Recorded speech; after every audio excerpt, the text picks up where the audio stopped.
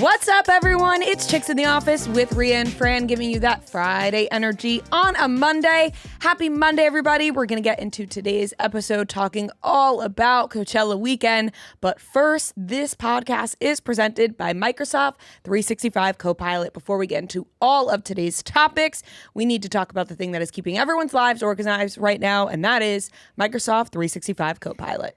That's right, because what if you could add an AI assistant to your work without leaving your workflow? It's so easy. It's built into Microsoft Word, Excel, and Outlook. Copilot works where you work, helping you do more in the apps that you already use. In Word, Copilot helps turn scattered notes into a first draft. In Excel, it generates insight from your data. And in Outlook, it cuts through the noise to get you up to speed faster. The apps you know go further with Copilot. It's so easy. Like I said, opening up your computer Monday morning, you open up Outlook, you see all those emails. Copilot will cut through all of it so that you can really get to the meat of what you need to know to start your week. And you can use it across all your Microsoft apps. So it's great. You got to use Microsoft 365 Copilot. Exactly. And you can learn more at m365copilot.com/work. Happy Monday, everybody. It is the Monday after, Coachella weekend, or as we called it, Couchella, Bedchella, everything watching from the comfort of our own home, which I'm sure a lot of you did as well. But before we get into talking all about that, which I think consumed a lot of our brains, how was everyone's weekend? Lovely weekend. Got to see all my friends on Saturday for my friend's shower. I did make it home Saturday night. There were some questions. I moved my train once. Nice. Just back a little bit because, took advantage of the daytime. But did come home Saturday night. I really did think I was going to stay up to watch Bieber. But once it hit 1 a.m., I was going down. I tried my hardest. I put on a really long movie. I was like, I'm gonna watch. Well, first of all, ended up watching it basically by myself because Joe fell asleep. But we watched the first Lord of the Rings a few weeks ago because we were like, let's watch them. We both haven't seen them in forever. And when I got home, it was maybe 9:00. And I was like, oh boy, let me put on something that's going to be really long. I was like, oh, let's watch Two Towers. Fell asleep within 30 minutes, and I just ended up watching all of Two Towers by myself. And then at that point, I was like, well, now I'm just exhausted. I'm going to bed. But the shower, everything beautiful, great day. And Sunday, it was, the weather's starting to get nice, go for some nice walks, be outside. It was lovely. Yeah. What about you?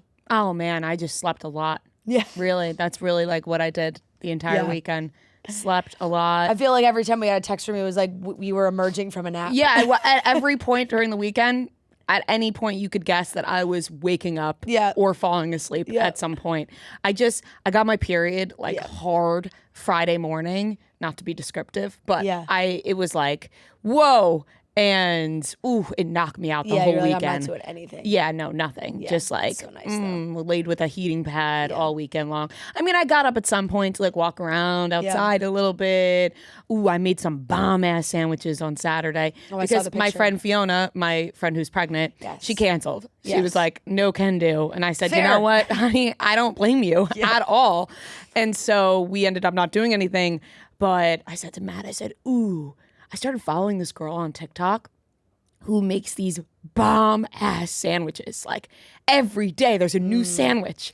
And I was love a sandwich. Oh, we gotta go to the market. We gotta go to the Italian market. Yeah. We gotta get all the things. And I'm gonna not even cook up, but I'm gonna assemble some bomb-ass sandwiches. Yeah. And that's what I did on Saturday. And you know what? The sandwich hits so hard that you want a second sandwich. Yeah. It's ooh, let's do round 2 of these babies. It was just hitting the spot. That's just the best. So, yeah, it was just a relaxing weekend all around. And my goodness, I could not stop sleeping. Matt went to go golf Sunday morning. And, it was a crack my eye open, oh, go have fun. Went back to sleep. And then I was like, okay, wait, they're doing a replay of Bieber's set, Yeah. which I did try to stay up Saturday night for. It did not happen, obviously, because we did stay up for Sabrina and we were all texting each other on Friday night. So I texted you, Kelly, and Gia. I said, we running this back Saturday night? And everyone was like, we're going to try. It was just, those couple hours made a massive difference. It did. So didn't make it. So I was like, okay, I'm going to watch the replay on Sunday morning. I fell asleep before the fucking replay again, which was at like 11 a.m. I woke up at like 1:15 p.m. on Sunday. I'm like, I missed the fucking replay again. So then, but thankfully I fell asleep with it on, so I was able to just like go back. Because I said, I can't believe I missed this again. I didn't even catch the replay.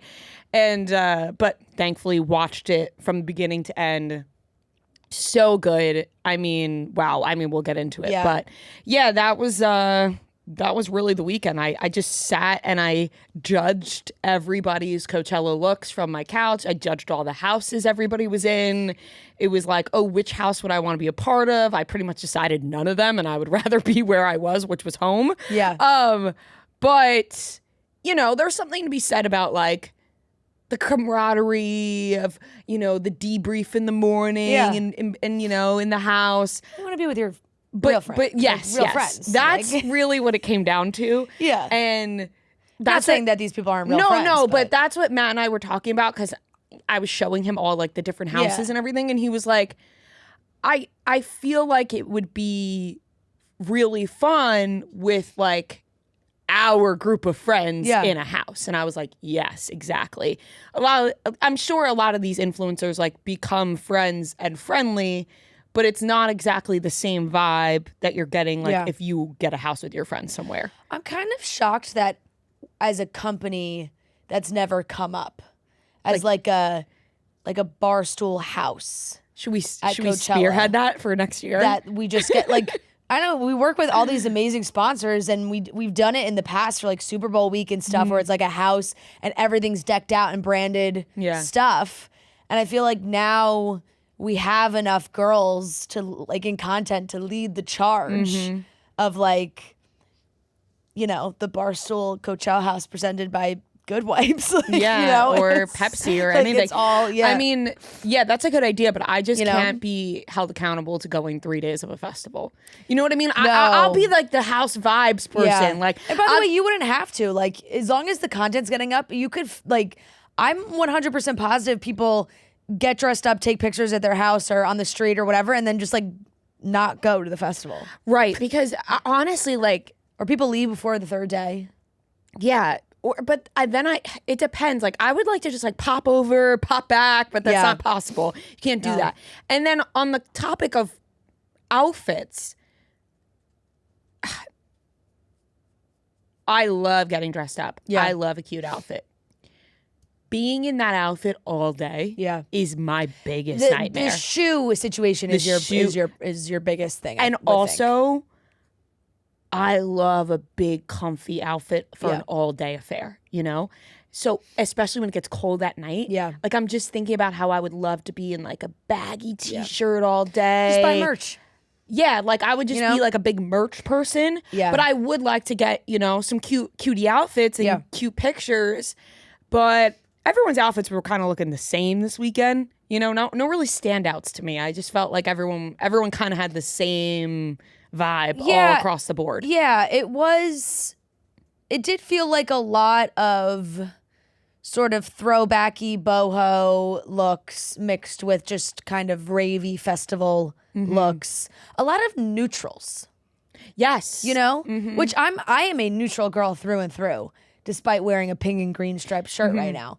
But I love, like, most of my closet is neutrals. So that's where I would fall to. But I did feel like I saw a lot of like neutrals, texture, lace, sequins, that kind of thing. Yeah.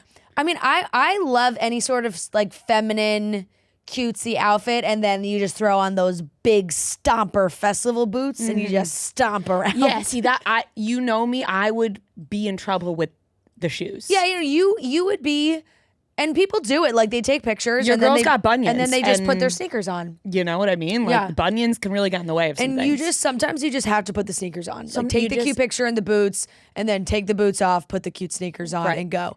But no, there's a lot of discourse. There's a lot of discourse all weekend long about the houses, the brands, the influencers, the influencer culture that has taken over Coachella, and who's going to what house and who's taking what brand deal, and influencers getting the trip canceled on them, and they're on TikTok being like, please, somebody, anybody, any brands out there, save me. Yeah, it's brands come to the rescue. It's a lot. It is a lot to take in.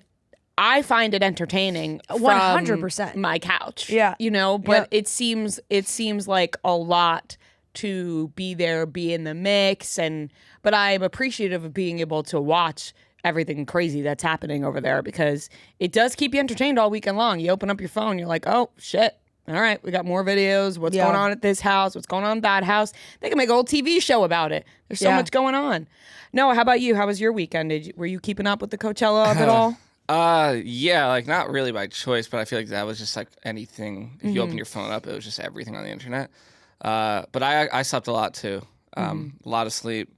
Had dinner with the family in the city for brunch, or not. Had dinner with the family for brunch. No, we had brunch. Went to brunch. Yeah, we're to still brunch. sleeping. Yeah. No, I don't know. Like, I couldn't. I think it's just like end of tour where you're like, we it was just like, I've earned this. No, we were like so much fun this tour, and we had so much energy that this weekend we had to catch up on our sleep. Recharge. We had to recharge because we were bringing so much energy for weeks. I mean, that's true. Yeah, everyone was saying that about us. It was well, and we did finish up our shows last week, which was amazing. So thank you to everybody who came in. Yes, Minneapolis. We had so much. We did really have so much fun this leg of tour, and we had so much fun finishing up. It was great to see Trent. We got Trent back on stage with us. Hopefully we get him back on the pod soon. Everybody's asking for him. We had so much fun, really. This tour was really a blast. We had so many good stories. Even getting stuck turned out to be like a fun story. A lot of laughs and really great crowds. We had some great crowds this tour. We did. And we much fun. Finished up strong in Minneapolis, which was a blast. And you know, we'll be back on the road next fall, and we're switching it up a bit. But we won't say what the theme is yet. We'll announce it, and you know, at some point. But it'll be fun vibes, cozy vibes. You know. Yeah, we're just tired of. Look, we're talking about Coachella. We're like, getting dressed up is hard. It would be fun to it would be fun to be having like a slumber party vibe. Yeah, it would. It would. That type of thing. Yep. So we'll see when we'll be announcing more of that. We've asked people for which cities they want us to go to. I think we're going to hit maybe 3 new ones, and we'll announce that later on in the year. But yeah, it was a blast. Honestly, thank you to everyone who came out, and thank you to everyone who made signs. Yes. So appreciative. We got some really fun ones. Noah has an EpiPen sign. So good. So funny. It's a giant EpiPen. You should put that right behind you just so everyone knows that you have an allergy. Perfect. So but it really was like, thank you from the bottom of our hearts. It was really awesome, and love meeting everybody. Yeah, it was so much chatting before the show and after the show. It's really so much fun. So thank you everybody again. Yeah. And I think we can get into today's show. We're going to be talking all about Coachella, lots to discuss. Ruby Rose just posted about Katy Perry. We'll talk about that. A good story. Britney Spears has entered a rehab facility. Allegedly, Taylor Swift and Travis Kelce's wedding date has been revealed, alleged once again. And Amanda and West have been gallivanting all over the West Village on Friday. Full statement. Yep. And we have the weekly watch report. So let's get into the rest of the show. You have heard us say it, and we will keep saying it. Skims is always changing the game with their intimates. Everything that Skims comes out with is really the best. We live in Skims. We got their t-shirts and their sweatpants and their everyday cotton line, and everything is so comfortable. I'm wearing my Skims bra and underwear right now, to be completely honest with you, as I always am. But we love our Skims Ultimate Bra. It's one of my favorites, the one I'm wearing right now.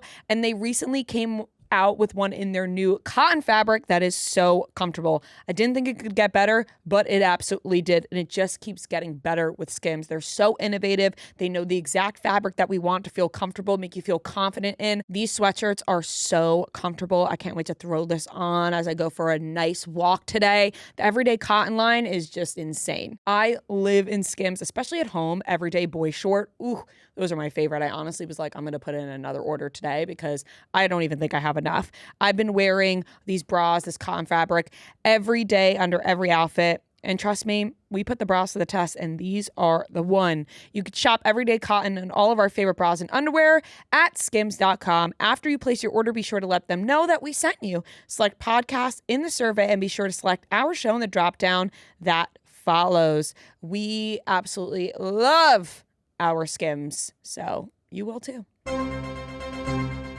Breaking. Alex Cooper has hit us with a TikTok and an Instagram story, adding Alix Earle, being like, I'm seeing the reposts. I'm seeing you do little shady comments here and there about me. Just tell everyone what it is, because I got nothing to hide. She's basically like, open up or sit down. Like, it's like, tell the story or not. So we can play what Alex Cooper said, and then we decided we had to call in Dave, because Dave has Tea by the Sea, his new show. He's getting into the gossip game. Well, I will say he already posted a video. He already posted a video about this, and when we saw it, he's talking about, he knows both of them, whatever. We're like, let's get Dave in here to talk about this. And I texted him and said, Dave, could you hop on a Zoom to talk about Alix Earle and Alex Cooper? He said, you two have given me zero tea by the sea. I deny your request. Yeah. We said, there's no tea to be given until now. No. I said, oh, you want to know when Olivia Rodrigo's album's coming out? Yeah, someone's pregnant? Right. We argued our case because the Amanda and West stuff was so big, and it's been a little quiet, and then there's stuff going on, but it's not like Tea by the Sea worthy. Yeah, and I said, okay, Jacob Elordi and Kendall Jenner were allegedly making out. He's like, that's good tea. Okay, I'll come on. Yeah. So we want him back. So we'll play the clip of what Alex said, and then we'll jump into talking to Dave before we get into the rest of the topics for today. Hey guys, you guys know I don't usually address this kind of stuff because it feels like a waste of time, and honestly, it's embarrassing to participate in this, but I am obviously seeing the videos. I'm getting tagged. I see the DMs. I see the comments. So at this point, it just feels long overdue. Alix Earle, hey girl. The passive-aggressive reposts and the likes and the commenting on things, I gotta call you out here. You're gonna need to get specific and just say what you gotta say about me. There's no NDA. No one is stopping you. Stop hiding behind other people and just say it yourself. What's the beef? Because I'm really tired of waking up and seeing you using this fake drama to distract from other shit going online for you. Not interested. I know what happened, and so do you. So talk. Unless the fake narrative that you're creating happens to be way more interesting than the truth. I have nothing to hide when it comes to you and me. So, unless you actually have something to say, I'm out. This is over. Have a good Monday, everyone. All right, Dave, you're here. We're going to talk about the Alix Earle, Alex Cooper beef that's going on. You're doing Tea by the Sea, and we promised you stories. Very disappointing. I said no to coming on this. Yeah. I said no because you've given me no tea. And then I hit you with Jacob Elordi and Kendall Jenner were making out, and you were like, okay, I'm on. Yeah. I saw that a little bit. I think that's good tea. I think that's what Coachella should be. They seem like they should be. Like, that's a good pair to me. Yes, exactly what we said. I think the West and Amanda stuff was so big that for like the next week afterwards, everything felt very stupid. And everything was about Amanda and West. Yeah. And now here's my question. When you're doing Tea by the Sea, do you want follow-ups? Like, do you want a follow-up of what's happening with Amanda and West. Yeah, I mean, I've seen it since I've been doing it. I know they're still hanging out. And the more I thought about it, it's like, I don't know about the Amanda girl because she was married. Like, this is what West signed up for. Like, he's a reality TV male influencer. Like, what's he care? This is all great. Like, this is great for the West brand. So I don't know that you can get mad at a guy going on a reality show and doing what he's doing. It's like, that's reality TV. Well, he's clearly loving it. Like, he's posing for the cameras, like, every time he's spotted, he's eating it up. Okay, now on to Alix Earle and Alex Cooper. You just made a video, you put it online, and you said that you know both of them. And you know the behind the scenes a little bit of kind of what went down. And Alex Cooper posted this video on TikTok, and she's basically like, all right, Alix Earle, at Alex, what's going on? Why don't you tell everyone what's happening?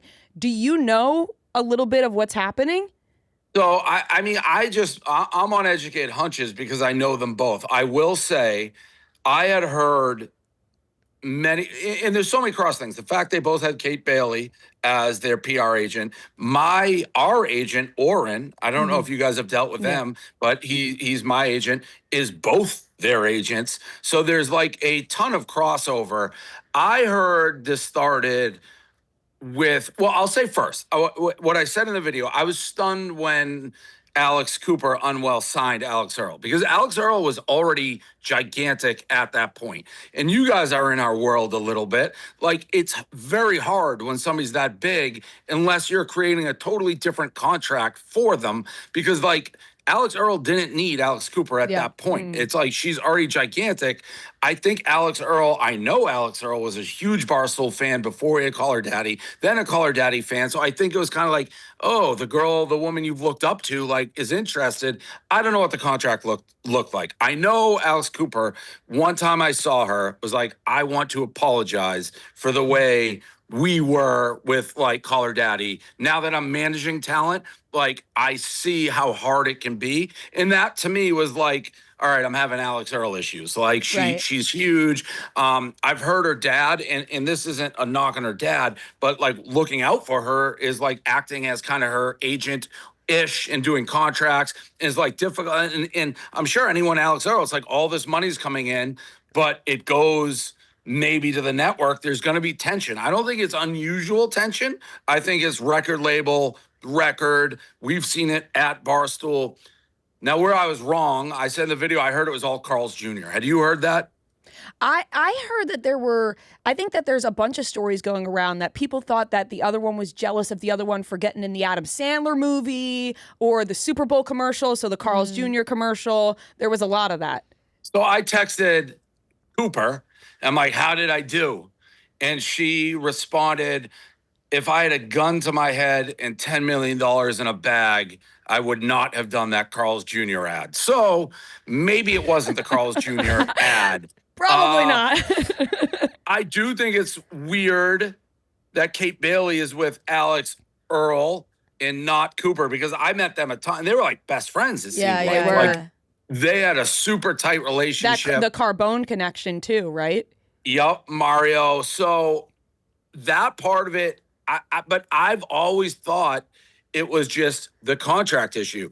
Alix Earle, though, doesn't strike me as like a snipey. Like, I've asked them both point blank. Like, I saw Alix Earle, I don't know, a couple months ago, and I'm like, you really hate Cooper, huh? Like, what happened? And she's just like, yeah, I don't like her, but she wouldn't say what it was. And even if I agree with Alex Cooper, like, stop shading me and just say what your problem is. But Cooper didn't say it either. So I think it's a contractual jealousy maybe, but like where are deals going and things like that. But I don't know. I have more sympathy for Alex Cooper, I think, than everything I'm saying. She's getting trashed. Like, and she's been on and I don't know if she cares, and maybe it's an older audience. Like, people are just coming for her. I feel like the bigger you get, eventually people turn on you. Like, I don't know what like the ambulance chaser and all that stuff is wrong. If I was her, I'd just air it out. Because she said there's no NDA. She let her take the podcast. So what is all the sniping from Alix Earle? It's so interesting because like what you were saying, she was a fan of Barstool and that stuff, where then that makes me think that maybe she's just really disappointed in like the idea of what she thought Alex Cooper was going to be like. And then that kind of crumbled because of the contract stuff and money stuff.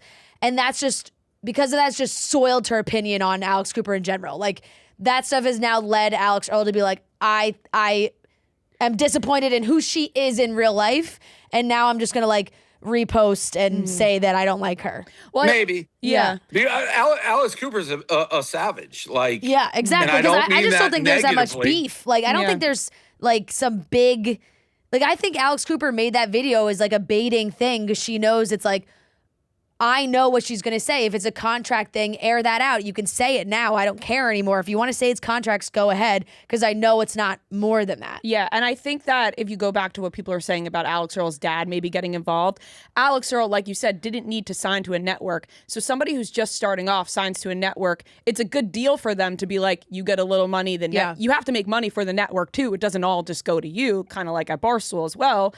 Whereas maybe somebody, like her dad's looking at this going, you're you don't need to be doing and this. I mean, you guys are a decent example of that in terms of the contract world. It's like the bigger you get, the more like clout you have, and you can negotiate contracts that are really favorable. Difference being, Alix Earle was huge when she went there. Like she was already like the number one influencer. Obviously, she's gotten way bigger, but like when I saw that deal, I'm like, I don't know what the contract looks like, but if it looked like a Barstool contract, and for a first signing, it's like, what is Alix Earle doing? And then you see, it's like she didn't, it never to me was ever going to work unless it was the contract's like, hey, we're just saying you're part of this, but you still can do all your own shit. It clearly wasn't that.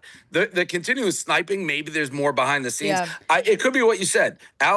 I think people know that about Alice Cooper now at this point. She's a savage. She's like a businesswoman, like kind of boss lady savage. Have you been keeping up with any of like the Bachelorette stuff or like the Unwell Games situation? I think that's coming into play right now too.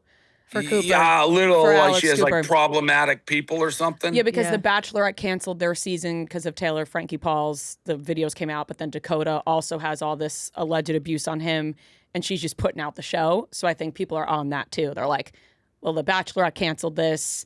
Vanderpump pulled them out of the show, but we're just going to air everything with this guy in it. Yeah, listen, it's so hard for me because even like I see people coming out, like Sophia's book is coming out and everyone's like attacking Alex, basically being like, about time.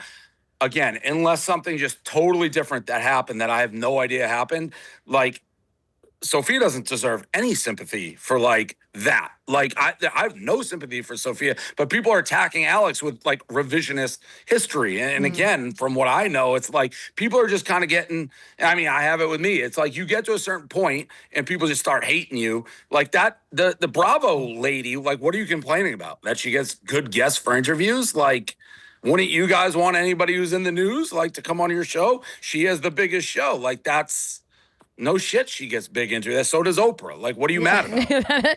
The ambulance chaser video was an interesting repost because it felt. That's what kicked us all off. Yeah. It felt. That was the first time it felt like personal. Like I feel like there was other stuff that was more like businessy contracts. We don't get along. That's just the way it is.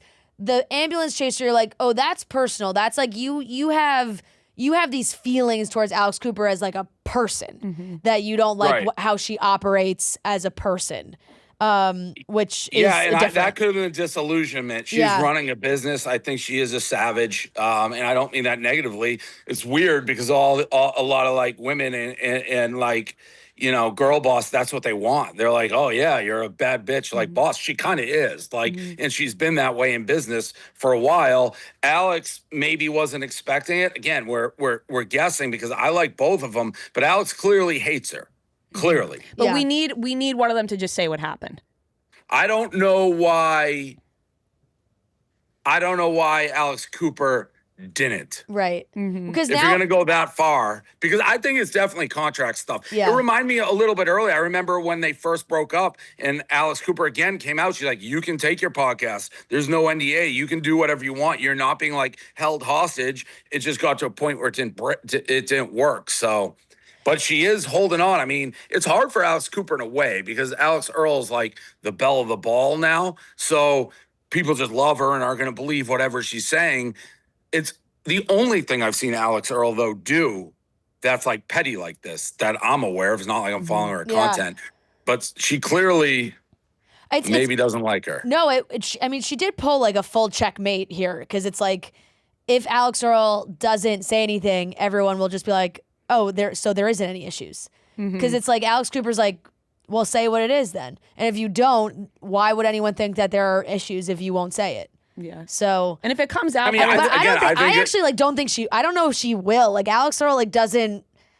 Maybe she'll save it for her reality show. Yeah, she doesn't like push that stuff that much. She is about to do a reality show, though. My guess again is it's so many times. It's kind of what I said.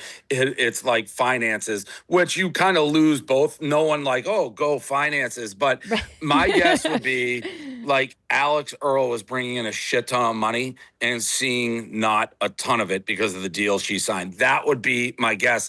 The weirdest part, the person you got to get is who knows everything is Kate Bailey. Right. What? I've asked Oren, like, tell me. No one will tell me because they know I'll just. To their defense, I'll just say it. Right. I'll say it. Yeah, that's what we said. Later. Like, if you text you anything at this point, we have to be prepared that it could end up on an Instagram story, a video. 100%. Yeah. Yep. Listen, I tell people when they're like, hey, can you keep a secret? I say no. Yeah. No. So, like, don't get mad at me. Yeah. Like, I don't keep secrets. So, if you're going to tell me something, you're the person you tell Yeah. if you want something to get out there. Everyone has that person. It's like, oh, I heard this. It's like, you're going to go to you. Yes. Yes. So, but that would be my guess. It just became really a difficult, like, deals coming in, where they go, why is it going to Unwell when and it's so fast. It's like she was already huge. But I'm curious. I'll get it out of maybe. Alex Cooper is supposed to enter. Why wouldn't Alex Cooper tell me when you think about it? Because then you can get it out there without it being her. Are you going to go on Call Her Daddy? I asked to go on for the book. Mm-hmm. She said she would. Yeah. So I don't know if that's good or bad now. Am I going to get crushed? I'll have to go on the Earl Girls. No, I think it would, right? I mean, is Alix Earle even, I think she's out of the podcast game. I don't think she's going to want to do that anymore. Get ready with me. And Can Dave I ask Portnoy? you a question? Yeah. The platypus kid, when did he get ripped? Platypus. Is he on Ozempic, obviously? No, I actually... He's hitting up that aloe gym. To be honest, he has been grinding and he's been posting like in the gym for at least the last year.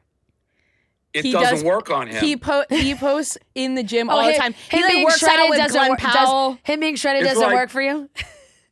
No, it's like when Hank got muscles, it didn't work. He had to be like skinny. Like he's got to be a little pudgy. It's like if Glenny Balls got really skinny. Yes, like I saw a picture of it, and I'm like, holy cow, the platypus guy is fucking ripped. That was almost like my Tea by the Sea. Like what is going on with him? I feel like Jake would really appreciate that if you made a video about him just not being able to be ripped. No, but he is like that was a real that's a real thing. Yeah, he's like he's been doing all the Pilates in the aloe gym. He's not on that Jeff D. Lowe with Glenn Powell. Yeah, no. Oh, I don't like it. Yeah. Did you get bullied into cutting your hair? No, I didn't get bullied. I was in Indianapolis for the Final Four, so there's more haircuts. I had a day off, and I just did it. So I wasn't on the beach anymore. But people always try to bully me. We talked about how we weren't going to talk about your looks. Yep. And we warned everybody. We said don't. I made the video today, and people were saying my face looked disgusting. I thought I looked great, so that's all that matters. All you care about is being tan. That's true. That is true. That is true. And here we are. So, all right. Well, we'll see what happens and see if Alix Earle responds in any sort of way. But we are relying on you that if Cooper does give you any info, you will put it out there. Yeah, she just said I was dead ass wrong about the Carl's Jr., but didn't say anything else. Okay. But I think it's, again, very telling. She did openly be like, we were dicks to you. I didn't realize how hard it is to manage talent. I think that was I think as much it boils down, I think that's it. And maybe Alix Earle is like, you were kind of my idol and you're a dickhead. Yeah, exactly. And you need money to run a company. I think that people forget that. It's full circle because we know it because we were in it too. It's like Alix and Sophia had their feelings when you had first signed them, but that's how Alix learned how this business worked. So when Alix started unwell, I'm sure she took a lot of those things that you did and the way that you ran Barstool. She was like, well, Dave did it this way, so we'll do it this way in the beginning. And she was like, well, this happened to me, so I'll do it for Alix Earle, but like not thinking that Alix Earle would. Yeah, but I also think that Unwell is in such early stages where now the Barstool contracts have changed. I mean, we could speak for ourselves where it's definitely in our favor a lot, and we do talk about that like it has changed a lot, and the bigger you get, it changes. Where I think Unwell is in such an early stage that maybe they're not in the place to like we have make no clue. those Yeah, we don't know contracts. We have no clue how the Unwell I have no contracts, idea. And what again, those it look just like. made Alix Earle was huge. Like she would have been probably the biggest. I'm trying to think if we've ever signed somebody that was that big at the time of signing them. Right. I don't think so. No, like it's that peaking like that. Yeah, I don't know. Yeah, it's like, all right, that ship has like sailed. It's very hard. Like, what are you guys bringing to each other? And right off the bat, I'm like, Alix Earle is kind of bringing more to Unwell, keeping them like younger. Like, so for sure. It's just really hard to manage that. And again, I don't know what the contracts look like, but I'd be pretty confident saying it's a financial thing that just got like personal. Yeah, that's what I think too. Like, I think that's just, I think it just turned, I think Alix Earle was like a legit fan and it turned sour and it's like the Taylor Swift, Olivia Rodrigo. Like, you know, you went around, Olivia Rodrigo loved Taylor Swift. Now it's like they'll never talk ever again because shit got real and Olivia like will probably would want to shit on Taylor until she got. Yeah, that's true. So, that is true. Yep. And to wrap up, Tea by the Sea, do you want alleged Dumois stuff? Like, we're just trying to... Okay. Yeah, anything alleged's great. Okay. Alleged. All right. Yeah, I'll Okay, just say good. alleged. Rumors, whatever it may be. I don't care. I'll couch it. All right, so All right, the Kendall Like, I and don't need you Kendall and guys to Jacob tell stuff was me- by far the biggest. Yeah, I don't need like you guys to tell me like Alix Earle and Alice Cooper are beefing. Like Yeah. that you walk out the door and you see that. Yeah, So yeah. All right, The we deeper- got it now. deeper cut- deeper- We're in a bigger understanding. Deeper cuts. Yeah. Okay. All right, thank you, All right. Dave. Thank you. All right, bye. Truly is doing something so cool. You gotta check out these cans. They just dropped their limited edition 24-ounce wild berry cans. They're not just drinks, they're basically collectibles. I have one in my hand right now. This is the Philadelphia can. It's so cool. We have a bunch of them in the studio. Each can is designed around a different city, so it's giving cute, unique, and also a little competitive because once you see one of them, you're going to want to collect all of them. And if you do collect the full set, you can even be entered to win exclusive U.S. Soccer merch because we're right around the corner, guys. Truly is the official hard seltzer of U.S. Soccer. We have a big summer coming up, so they're really leaning into the whole game day energy, making everything feel more social, more fun. And obviously, you're still getting everything that you love about Truly. Super light, refreshing, only 100 calories and 1 gram of sugar, so you can keep the vibes going without feeling weighed down. Go grab the Truly 24-ounce wild berry collectible cans at your local store and see how many you can find. Coachella, like we said. Coachella! Yes, hello, Coachella. Fully took over this weekend. Yep. Friday night, Sabrina Carpenter. Saturday night, Justin Bieber. Sunday night, Karol G. With Yes. a lot of other acts mixed in there. Really, we got to start off with Sabrina Carpenter Friday night. We did stay up to watch. Yeah. We were all texting about it because she put on quite the freaking show. That little girl.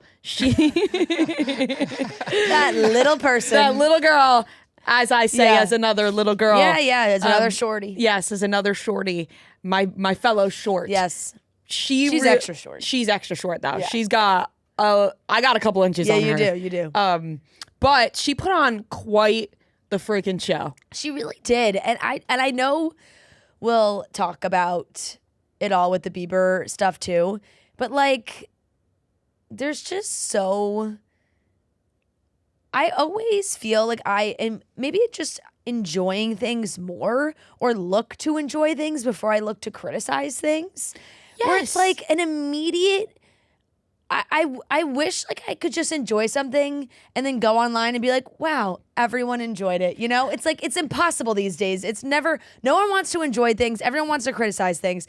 I loved Sabrina's performance. I thought she There's was people criticizing it? Yes. I didn't This- see any I didn't see criticism any- outside of Oh, the, I like, did. the thing that was I going just viral. saw the yodeling thing Yeah. that Yes. Which no. Sabrina apologized for, I but- did that like didn't like the performance. What? I know. See, no, this is why you got to just ignore that, because who didn't like the performance? What was bad? What can you say that was not good about that performance? Some people are saying like too many songs from Man's Best Friend, they don't translate to like a live show. That's like the biggest album she has, isn't it? Yeah. Well, it's her most recent album. Short and Sweet was the biggest, I think, but then Man's Best Friend came after. But she did an entire tour for Short and Sweet, so now she's moved on to Man's Best Friend. Yes. Believe me. And she did plenty of songs from Short and Sweet. Yeah. And I saw one guy went off on TikTok that he said all of her outfits were terrible. I said, what? She looked amazing the whole time. I loved every outfit. And people, I know. Don't get me started. I know. People are addicted. I know. To misunderstanding and hating things. Everything's not for everyone, so. Right, but yeah, but it's then I didn't see any of that, to be honest. Then why don't you mind your business, bitch? Like that. I know. Or even like, but then it's all it takes is then it switches, right? Because even the people that maybe criticize Sabrina, is like then they watch Justin and they're like, well, he didn't perform like Sabrina. It's like, well, did you like Sabrina or did you not? Like, and here, okay, now that we're gonna like go into this discussion, there are few people, because there's a whole discussion now, right? That people are like, you know, another woman wouldn't be able to get up on stage and do what Justin Bieber did without being criticized. Yeah. There are few people that can get up on that stage and do what Justin Bieber did. Yeah. I think that Taylor Swift could be one of them. Yeah. I think that Ariana Grande could be one of them. I think that Adele could be one of them. I think that there are plenty of people who have earned the right to get up on stage and do what Justin Bieber did. Justin Bieber including. Yeah. He has earned that right. That man has been working since he's fucking 15 years old and has put on more than enough insane shows to get up there and do what he did. There are some people that have not earned that yet. Mm-hmm. There are some people that have to get up and put on an insane show. I think it really does come down to the level of like, have you earned that right to do that? I think Justin Bieber has. And I think it comes from a place of like understanding where Justin came from. Yeah. He popped off from YouTube. His career started from YouTube.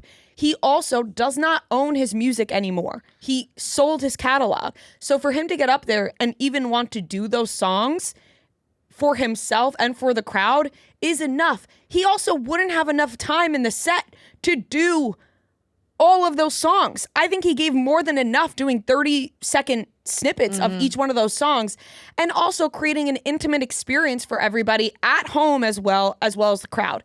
Yes, if you're in the crowd, I guess you're looking for like an amped up show. Us at home, it was spectacular because it felt so intimate with him. But I just think that like people are so quick to misunderstand and not try to understand where he's coming from. Like they just immediately want to judge and be like, oh, he just got up on stage and scrolled the whole time. Like that's not what he did. If you know his background and are a big fan of Justin Bieber, the YouTube of it all, I feel like meant a lot to what he was doing. And some people just choose to misunderstand that.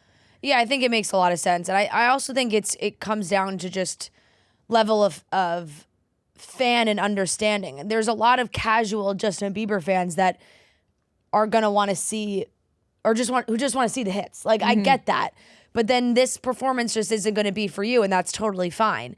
Because if you go in and you're not familiar with how Justin Bieber's been performing recently, because my God, he hasn't gone on stage and done some fucking crazy pop choreo type of show in years. Like if not like a decade, like it's been a long time since he's done that, really. So it's like I don't know why anyone would have expected that to be the type of show that he was going to do. That's where it throws me off. I'm like, did you think he was gonna go up there and just like have this full blown crazy choreo, all of his old songs, lip sync situation? Like I really didn't think that was gonna be what he's gonna do. There is a conversation around these giant festivals and the performances. You can tell when sometimes they are very much catered to the audience at home because it is such a wide range. Like the numbers obviously beat the amount of people that are actually there who are at home watching. And that I understand when people are at the festival, like, oh, it didn't feel like it was for the live audience. But by the way, it felt like every crowd shot I saw across the board for everybody's performance was lame as fuck. So it's like, whether it's Sabrina, Justin, whatever, everyone's just standing there anyway. And I think that most people, like, the people that are at Coachella, maybe a majority, yes, there are the Justin super fans that are there and are having a great time. But there are a lot of casual fans that are there at Coachella for other reasons. So when he starts playing like multiple songs from Swag and Swag 2 in a row and like all these things that they probably never even listened to that album. So they're like, oh, this sucks. I actually watched Tana Mojo posted a whole TikTok about being an artist during Justin. And she was like ready to actually beat people up. Like she was like, it was so, like, everyone was so miserable around me there. Like, it was so crowded, but she was like overhearing people complaining or talking shit about him or like being bored and all these things. And that like she was trying to dance and have fun and people were turning around and give her dirty looks that she was like singing and dancing and trying to enjoy it. And she said so many people, like once he started to play a clip of Baby, like everybody took their phones out, got their videos, and when he was done, they just left. Yeah, and that's also another thing is that you can see everybody just on their phones. When they show the crowd shots, everyone's on their phones the entire time. I do not understand why people are so addicted to watching something that's right in front of their face through their phone. It drives me insane. Especially Coachella, where the stage is so huge and the audience is so huge. Like, your video's gonna suck. Yeah, it's not going to be good. And by the way, you're blocking everybody in the audience by holding your phone up and doing that the whole time. Yeah. I don't know why people are committed to doing that. It's ridiculous. But on top of all this, like, I just feel like what Justin did was give people an intimate experience, laughing, joking, talking with the crowd. He also, by the way, that was like 20 minutes of the set when he performed for an hour and a half. He sang his heart out for the other parts of the show. It's not like he got up there and didn't sing. His mic was on like it always is. He has an amazing voice. Also, he had Thames and WizKid come out, who I love. Essence is one of my favorite songs. And he also had Kid Laroi come out. Kid Laroi. Like, he put on a show that was genuine to him. Yeah. Now, he has done all the foo-foo big production before. It's not like he's never done that. It's just different. If you've been paying attention to him, you knew that you weren't going to get that. And I just feel like people haven't been paying attention. Exactly. It's not clocking to them. It's literally not. It's not clocking to them. It is not clocking to them at all. It is very clear. I saw so many people on TikTok being like, "It was mid. It was boring. Blah blah blah." I'm like, okay, fine. That just means like you can think that you probably aren't a fan of those albums. But where you go wrong is going in thinking you're going to get a Beyonce level Coachella performance. Like, I saw so many people being like, oh, you know, our standards are so high for Coachella, like, because of Beyonce. It's like, well, yeah. But why would you think Justin Bieber is going to do a Beyonce level performance? Right, like, that's on you for not paying attention. You're not getting Eenie Meenie with Sean Kingston with Justin Bieber, like a whole production with the whole band and everything. It's just not happening. So I just feel like people haven't been paying attention to what he's been trying to do these recent years. He's also been through so much. And I know that goes without saying, but I feel like it is so apparent that people keep missing that like, clearly he had been put through a lot in this industry. And him, like, watching himself, you can see himself get emotional. I just feel like people are looking to complain about it and bring him down. I think that if Taylor Swift got up there, she would never, because she's always putting on the most insane shows. Yeah. If she got up there and did what he did, I would love it. Yeah. If she sat there and pulled up YouTube and started going through like old songs that she never sings anymore, I think we would love it. But there would also people who would be like, obviously there would be people who would shit on it. Yeah. But it's just really cool when an artist like that tries to connect with their fans and the crowd in that way. Yeah, I absolutely agree. And I think there is certainly a double standard in some instances when it comes to male and female performers, that females, I think, are expected to do a lot more. And I saw that comparison with Sabrina, which felt a little unfair because this is an era of Sabrina where she is really, like, she is starting off, and it's not like, this isn't by any means the start of her career. She's been doing this for a long time, but she is establishing herself as that kind of performer, and the theater and the dance and everything. Like, that is something that has now become synonymous with her and performing. I get it. Like, it's like, oh, you know, I saw a lot of jokes of Justin Bieber's Coachella performance was like going on a first date with a guy. He brings you back to his apartment and he's like, yo, you got to watch this video on YouTube. Yeah. Those are funny. And then you're like stuck watching YouTube videos with this guy until 4 a.m. and you're like, okay, cool. Yeah. Which is fun. Like, it is funny and it's fair. I think the YouTube thing completely makes sense with who Justin is and where he came from. So I don't have any complaints about that. But like, it would be different. You know, there is love for it, but there is criticism for it as well. We've never really seen, I don't think we've ever really seen a female artist do that at Coachella. So it's like, how are we to say, how would people react?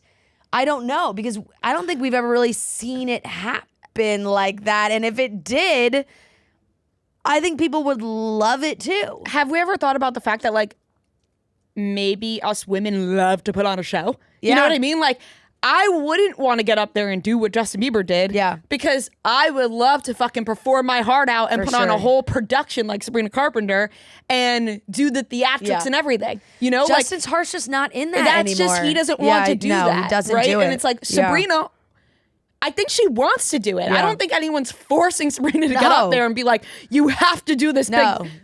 I think she wants to do it because she loves it and she's amazing at it.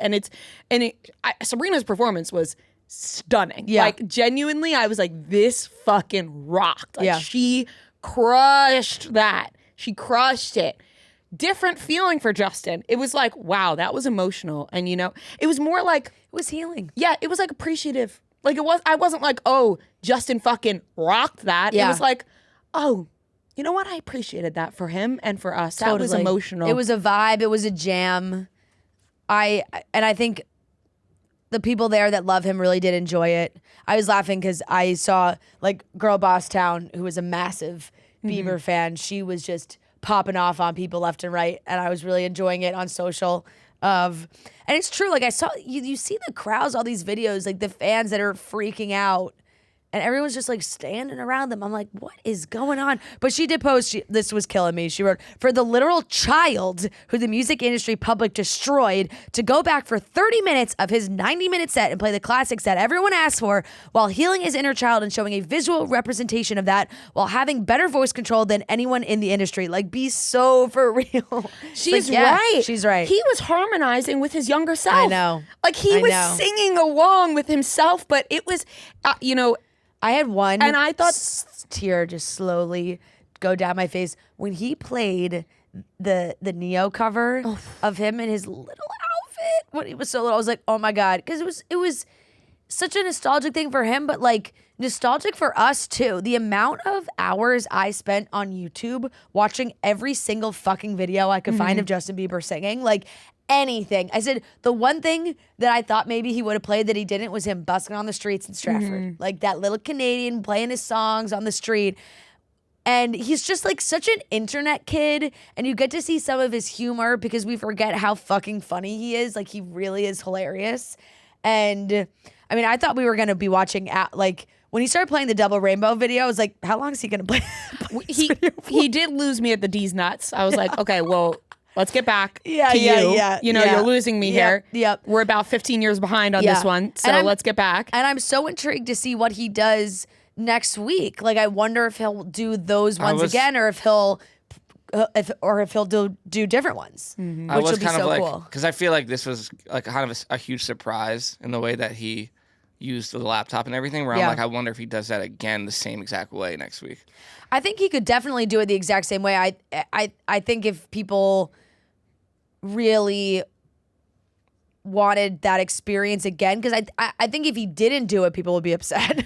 But also, he could do it with plenty of, maybe he mixes in a couple other ones. He's obviously going to address it too. Yeah. Like, he's going to get on, if he does it again, he's going to be like, I know, like, I feel like that's just his humor. But I feel like when I first woke up and saw what people were talking about, I was like, oh no. Yeah. I was like, Justin, come on. I don't want to hate on you. Yeah. And then when I watched it, because I fully went in with low expectations after seeing the discourse about it, turned it on and was like, wait, I am eating this up. Same. From beginning to end. I did worry a little bit when I put it on. It started in like song 4 or 5. It was early on when he was just like laying on the ground and singing. I was like, uh-oh. I was like, Justin, stand up. No, when I woke up. Stand up, please. When I woke up and I read our group chat and Kelly and Gio were going back and forth talking about him laying down. Yeah. I thought, no, don't tell me we have a Frank Ocean situation on our hands. Yeah. I was like, please, they've been hyping this up so much. Do not tell me Justin like bailed mid-show and started laying down. And thankfully that was not the case because it could have been. I know. And the acoustic moment was so great. I just really think like, if you went in with the understanding of who Justin is, the music he's been making recently, the stuff that he's been putting out, like, you're crazy to think he wasn't going to do a lot of Swag and Swag 2. And those songs aren't jump up and down, party, throw your body around type of songs. They're really jammy, they're vibey, they're like, you just kind of like sway back and forth and sing. And he looked so, like he looked so happy. Yeah, he looked really happy. He looked good. He did. I mean, looks like he got a nice tan going right now. He looked nice. I made a couple jokes that I was like, listen, if he told me I wouldn't be on the cover of Vogue, I'd stay with him. It seemed like everybody had fun. Like Haley was having so much fun. We were talking about that yesterday. That really was insane. Like, not to bring it back, but like, that was so crazy when he posted, I told Haley she'll never be on the cover of Vogue. And look at her, she did it. I was like, you know what? She still supports him. She still gets up there. It's like, that's my man. That is my man. Wait, complete sidetrack, and it's only because I looked over and saw my Benson Boone shirt hanging on the rack. Do you see those videos of Benson Boone walking around Coachella?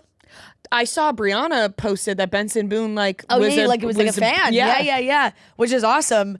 And I was like, Benson, I've been defending you for quite some time as well. He looks fantastic. I thought he looked really handsome. I'm just like not a Benson Boone. No, it's so fair.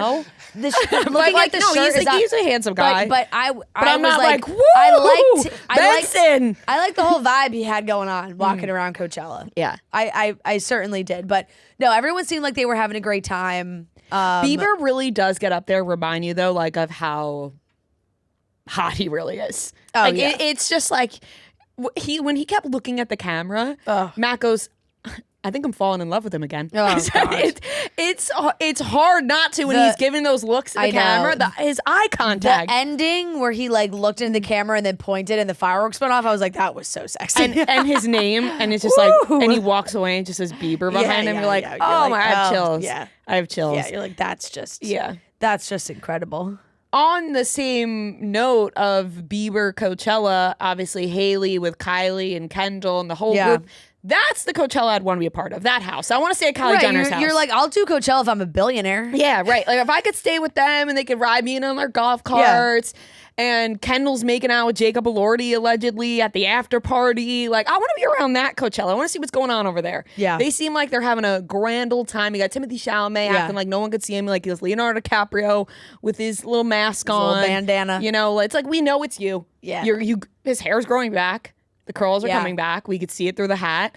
Him and Kylie. Kylie looked like she was having the time of her life all weekend. Let me tell you. That smile was on her that horse face. post? I think that was AI. I know. When I saw the picture, I was like, certainly. Is that AI? But then I saw the video. I'm like, clearly She's it's clearly AI. joking. Some sort of joke or video or like that. That to me seems like maybe an inside joke with her friends that she just put out to like hundreds of millions of people. And that's the best when you're laughing with your friends. Because I saw Haley comment like LMAO. Yeah. And it's like, you know what? Like that's an inside joke that we're not a part of. Yeah, we don't get it, but they do. I appreciate it. But they do. I do appreciate that did give me a giggle too. No, they really did look like they had so much fun. And by the way, Jacob Elordi and Kendall Jenner, if they were making out, that was a Dumas submission.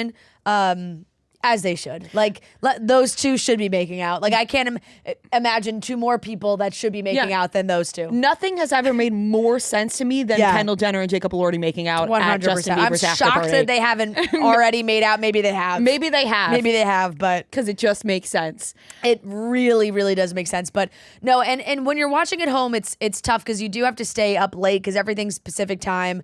And the Justin set was really late, so we watched it Sunday morning. So I feel like the Sunday stuff I really missed too. Like Karol G went on so late as well. And I was like, I gotta go to sleep. So I was just seeing clips of that this morning. And another fantastic performer. She is phenomenal. She is a fantastic performer.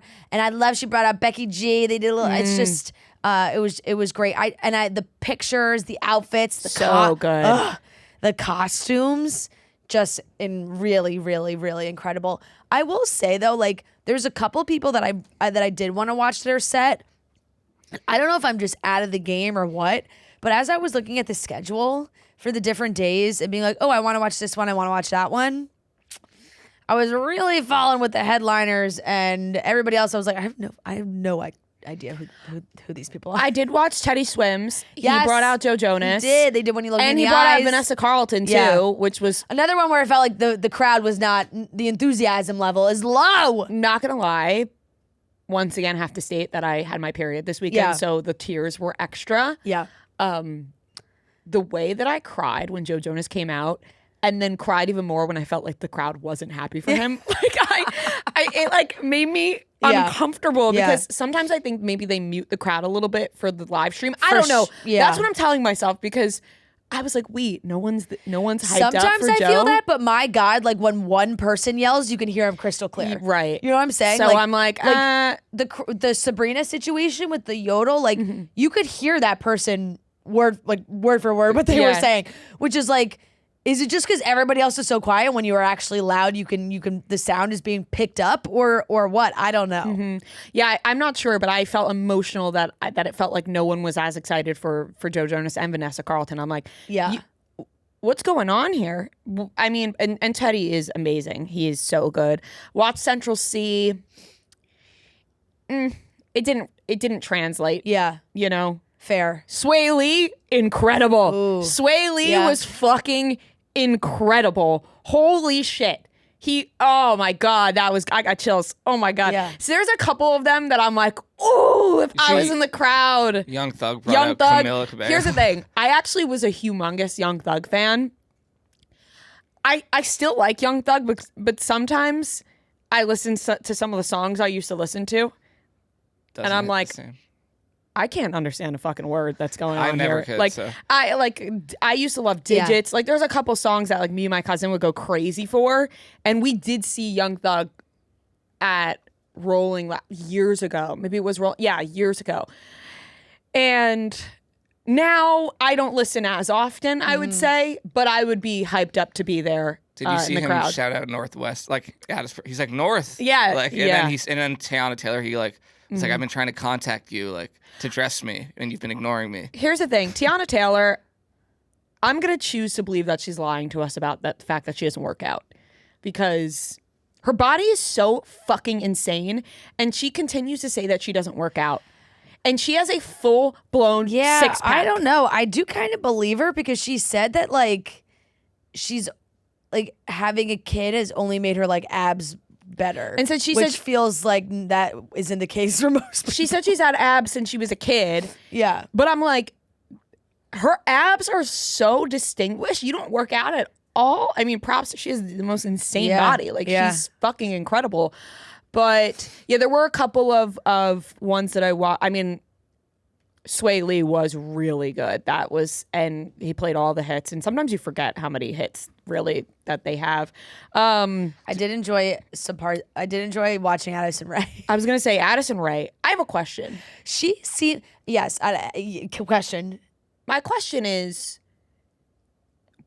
why not Tate McRae? Just in general. Not instead of Addison Rae, but if Addison Rae is getting to perform at Coachella. No, I totally get what you're saying. Why not Tate McRae? Well, I think there's just such different levels that Tate McRae is almost like borderline headliner and Addison you think she is could not. headline? No way. I don't.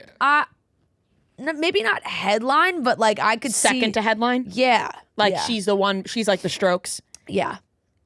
The Strokes had an odd performance. Yeah, I put it on for like 5 minutes, and I wasn't really enjoying They it. had I was it like, seemed no, like thank you. they were like genuinely upset. Yeah. That like Justin Bieber was after that. They were like, "You're only here for Justin." It's like, just fucking play. Right. That's got to be a weird. I don't know. The feeling. clip that I saw, it seemed like they were joking about it being like, "We're gonna lube you up for Justin." It was like, a lot of it was like a lot of in between Yeah. commentary. Addison's whole situation.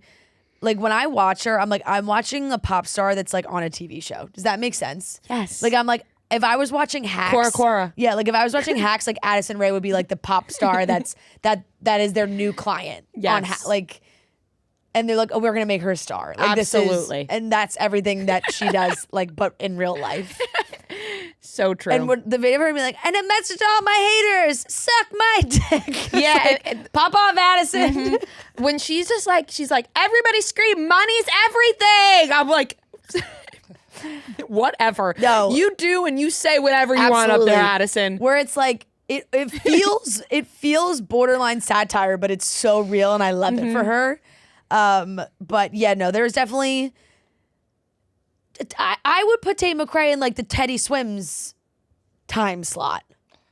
Yeah, that's like 6 names below Oh, was it? Teddy. Like if I'm looking at the thing right now, and he's 1, Oh, 2. but I was just looking at main stage. Wasn't it Teddy was Swims 7. and then Sabrina was after, or was there someone? There in was between? the XX. It's the Oh, the XX. XX. The XX XX. 9-inch noise disclosure turnstile. I know, but I'm talking just schedule of main stage, Oh, not the schedule. whole Main lineup. stage, it was Yeah. it was Teddy Swims, the XX, and then Sabrina. and then Sabrina. Okay.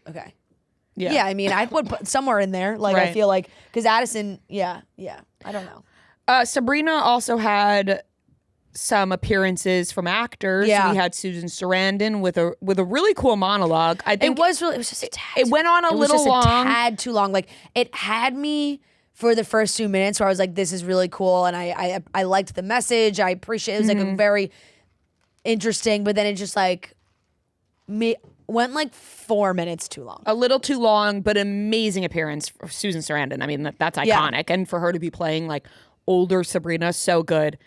Will Ferrell, extremely random.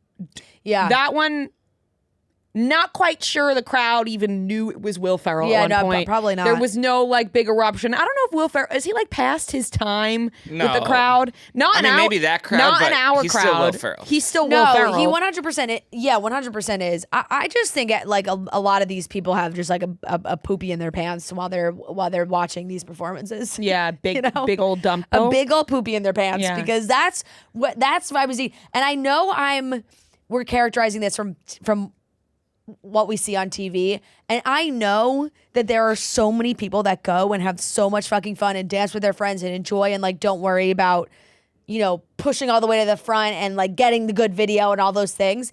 And those people, I'm like, yes, enjoy, have fun. I know you're there. But what we see on the stream and the videos and everything, you're like, lighten up, everybody. Have some Right. fun. Well, it's an all day affair. They're It probably is all tired. day. I know. They're peeing in bottels. Right, They can't move. They're trying to be wearing front. diapers. Yeah. They literally Yeah. do have poopies in their They pants. do have poop. They are wearing Because they're diapers.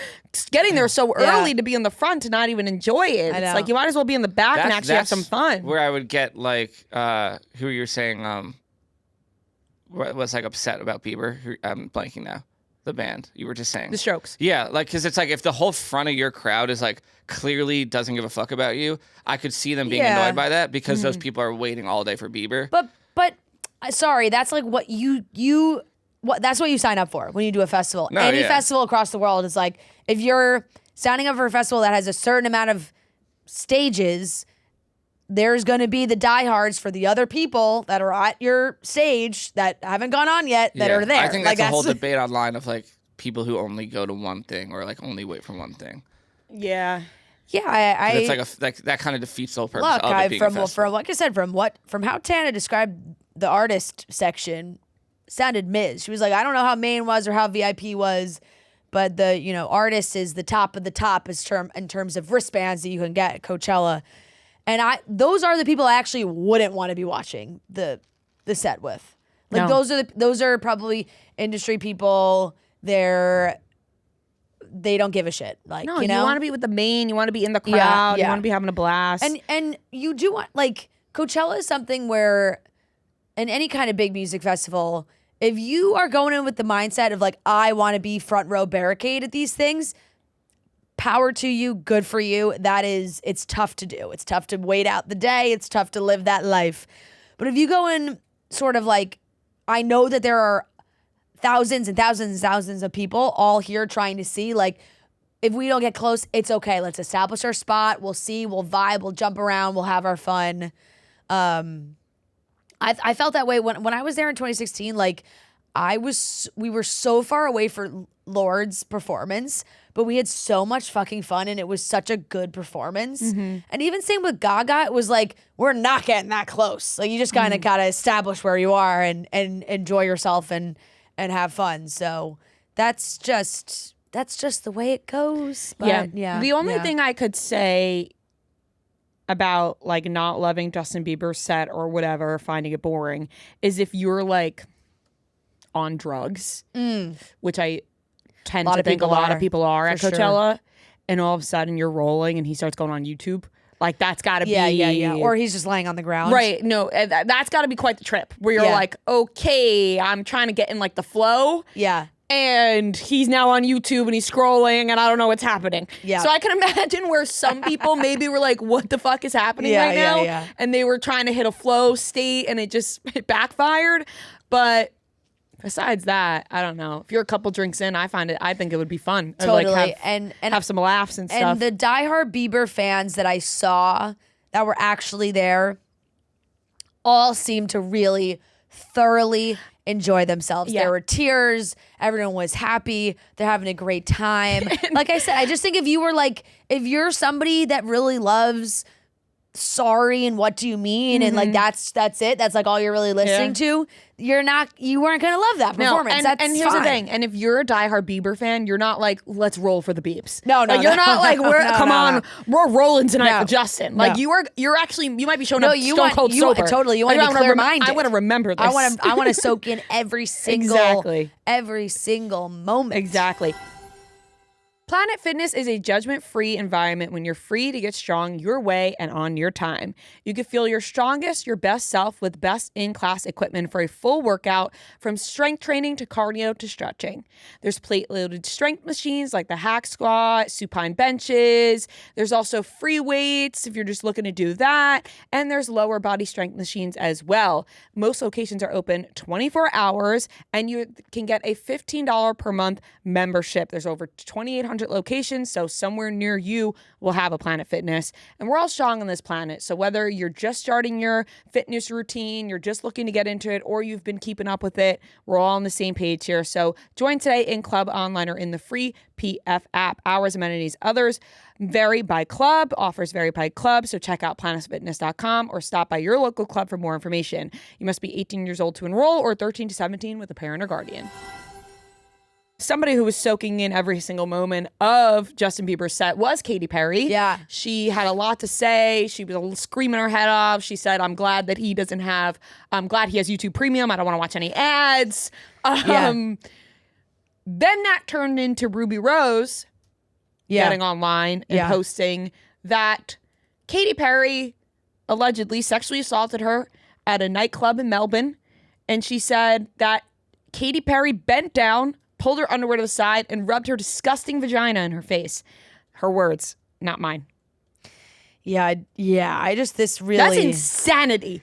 You can't just rub your disgusting vagina on someone's face. You certainly cannot. You can't do that. And I'm just like, what? I'm curious what led Ruby Rose to be like, now's the time, I'm gonna share this. Rubbing your disgusting vagina on someone's face at the Spice nightclub in Melbourne? Yeah, I don't know. I guess she was just fed up with seeing posts about Katy Perry and Justin Trudeau in his backwards hat, like looking like a frat boy at Coachella. Like the fact that guy like ran Canada, he's just fratting it up with Katy Perry. And so anyway, but she did write Katy Perry sexually at Spice Market nightclub. Who gives a shit what she thinks? And then she said that she threw up on her I told the story publicly, but changed it to be a funny little drunk story because I didn't know how else to handle it. So I guess she's kind of like told a different version of this story, but that didn't have all the details. Later, she agreed to help me get my U.S. visa, so I kept it a secret. But I did tell y'all she wasn't a good person and said I got attacked by everyone. Then a Threads user posted back to her saying she kissed a girl and you didn't like it.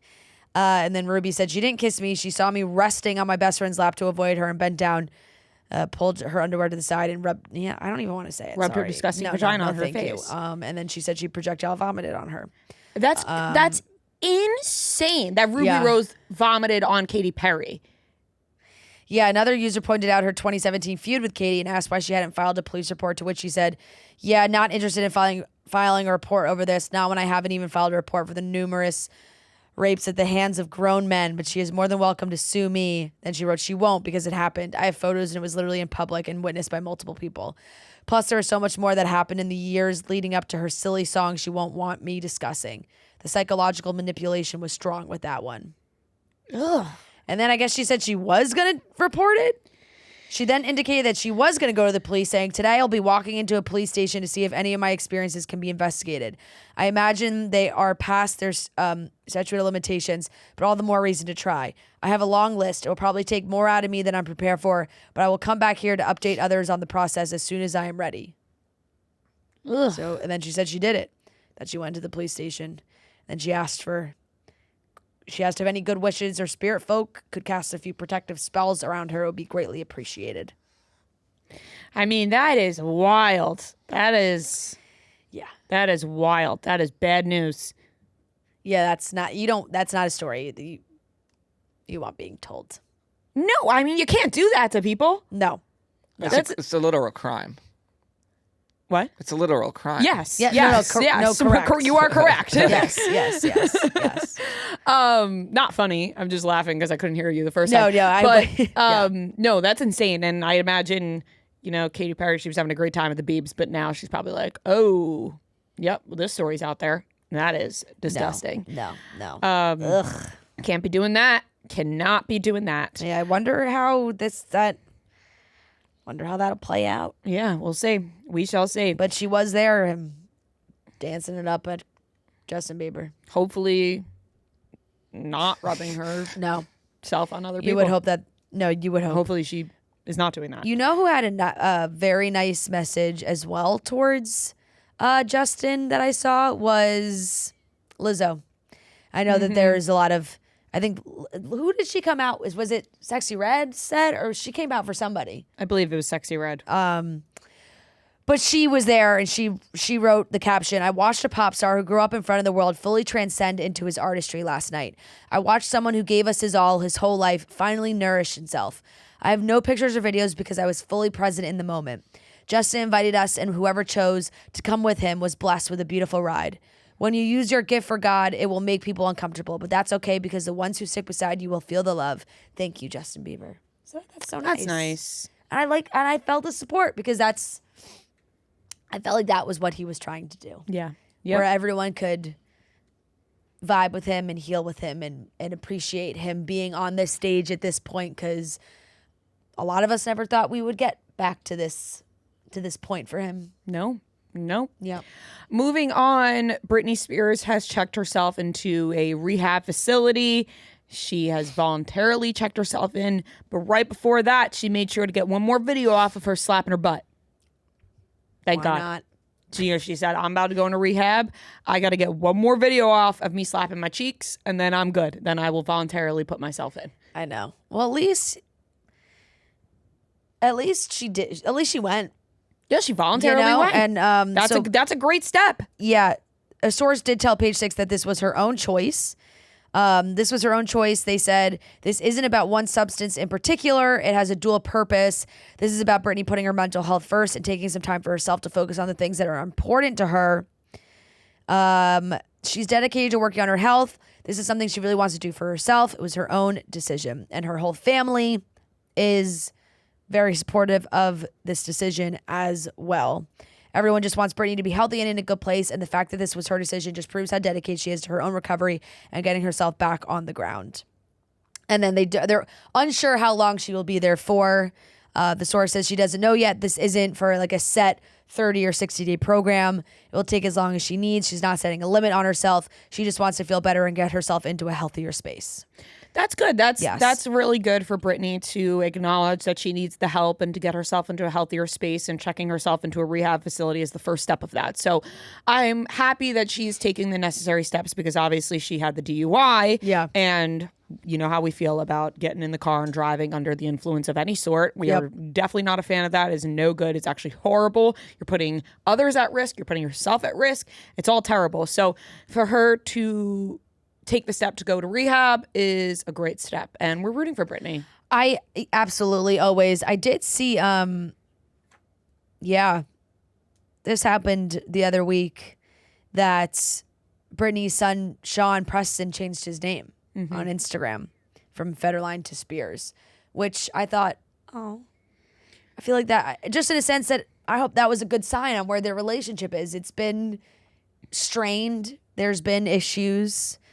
But a few weeks ago, he had updated to dropping Federline and adding Spears, so his handle now reads Sean P. Spears. Yeah, I mean, maybe they're in a good spot, or maybe he's like, hey, the Spears name is better than the Federline name, you know? Yeah, you would like to think it's under but a good cause. But I think that there's been enough issue. Like, I don't think that they're like dying to have the Spears name. Plus, they've had issues with with Grandpa. Well, who's worse, Federline or Spears' last name? You gave the last name Federline. That's not great either. No, I know, but subjectively, like, doesn't sound good. Yeah, I know, but I don't think, like, if they were in like a really bad place with Britney, I don't think they're like, you know what, I'm gonna start using Spears. Like, I just can't see that happening. Maybe he's trying to get into like a club. With the way that with the way that the Spears name has been used, and Grandpa Spears, that was bad with the boys. I hope for the best. I'm hoping that they're in a good spot. Recently, Britney has shared more photos and videos with her sons on social, which is good. So I don't know. It feels like maybe they're moving in the right direction, and they're probably also very happy that she's hopefully taking care of herself. Yeah, that is a good step. Yeah. This is all alleged that a save the date went out for Taylor Swift and Travis Kelce, that they are having a July 3rd New York City wedding. Nothing has ever seemed more wrong than Plot this. twist. I know. July 3rd New York City wedding? I go back and forth, though. Like, at first I was like, no way. And now that I've been thinking about it for a little, maybe it does make sense. And if we're going off of what Taylor has sort of alluded to when it comes to like inviting a shit ton of people, there's really only so many places that can hold a wedding of that size. And if she didn't want to do it like at her own house or build it or whatever in Rhode Island, there's not a lot of like set places that can hold 400 people for a wedding, but they can do it in New York City. Also, city will be empty that weekend. Exactly. Everyone leaves that weekend. Well, isn't that like Michael Rubin's like the white party's happening in the Hamptons? Yeah, like, everybody's out of New York City. Here's the thing, though. People might be sticking around now that weekend. They might be like, well, Taylor Swift might be getting married my here. Plans. Yeah, I'm coming back early from vacation to get back to the city. But here we're saying, like, we're all going to be gone. Yeah, well, I'm changing my flight to come back. Yeah, Taylor and Travis, Trixie office is going to be out of town. You're safe to come. They will not be in the office. Yeah, this was another Page Six exclusive. Do you think that Kelly Keegs will change her flight to come back early? They're really just like, when is Kelly not in the city? When Kelly and Gia, are they going to be away that week? Yeah, they will. Gia, yeah. They're not coming back. Do you think I could see Kelly and Gia changing their flights to come back early? But what are they going to do? Walking around the city? Yeah, like there's not binoculars off buildings? Yes. Yeah. Yes. That's exactly what they would do. No, they're not doing it. What venues are in the city like that huge though for weddings? They could probably She's do gonna rent like out MSG for maybe her like wedding? the library. I was gonna say the New York Public Library. They could probably do. I feel like that's I'm so pretty like sure. out Isn't in the that where open. Kevin Love got married? I remember he did like a big. Yeah. That's a niche reference, but I remember seeing his and Kate Bach's wedding was like stunning. It's gonna be like New the York Mecca. City the black Liberty tie. Warehouse in Brooklyn. Yeah. They Page Six is alleging that save the dates have gone out, but it's also like one of those have to leave. Sorry, not to jump in as far as traditional wedding timelines, but if they're sending the save the date, for July 3rd. Right now. Like they're behind schedule. Yeah. They are behind schedule. The invitations should have been sent out already. Yeah, Also, no, people already have invitations should be plans now. going out Like now. invitations should be going out now. So I'm saying the save the date would have needed to go out months ago. Yeah. Yeah, maybe these Celebrities, they do things all differently. It's all different. Maybe the save the date and the invitation are all in one. Right. They're just calling it a save the date. I think they're doing like an online RSVP. They better, because how are they going to collect all those I in know, the mail? right? No, and they can't have like that address floating around. I know that some people are like still traditional in the sense that they want to receive their RSVPs back. Yeah. I have never said no to something quick where I said, do everything online. Do everything online. I do not want to be checking my mailbox. I did the same. Like, Yeah. I can't be checking my mailbox for the RSVPs. I'm going to mark it down. No, I know. Online. I know. Online. Apparently, there is a mark of like people's initials in the back of the save the date so that if anybody leaks a picture of it, they'll know who did it. Oh, But like, what are they going to do? Some sort of tech. Yeah. So they don't have a Ramona Singer, Teresa Giudice situation. And then like excommunicate them? Yeah, you're disinvited from the you're wedding. disinvited. You're off the No, list. I see what you're saying. Yeah, Just yeah, Like they'll see who. Yeah, But like if if someone you're who's- posting to save the date, you're not coming to the if wedding. someone who can't go post it, it's like, Everybody's making time to go to that wedding. Yeah. If you can't go, you're yeah, going. what percentage of people do you think will be declining? 100% approve, like 100% yes. I for me. think I think maybe you get like a handful of people that can't make it for like emergency sake. Yeah. Something happens, someone Yeah. dies. something last minute. And even it's death. still, The death is is the only going down the excuse. line No, of like, how close was this person to me that Yeah. died? Yeah, You know? 100%. Like grandma, No, I'm grandma, probably gonna. grandma, you do it. No, Cousin, no. No, grandma, grandma, You might You gotta say, go for grandma. You listen. Both of my grandmas have passed, let me so tell you it's a something. bit easier for me to talk about this. Right. Rhea's you like, know, Grandma loved Taylor Swift. like, I don't know, Grandma Betty. Like, maybe I hit the wake and I missed the funeral. Immediate family only. Listen. Yeah, you know. No, you're a second cousin. You're like, just not missing send my this love. wedding. If you're Send getting my invited love. to this wedding, you're changing absolutely everything. And by the way, no one in your family would blame you.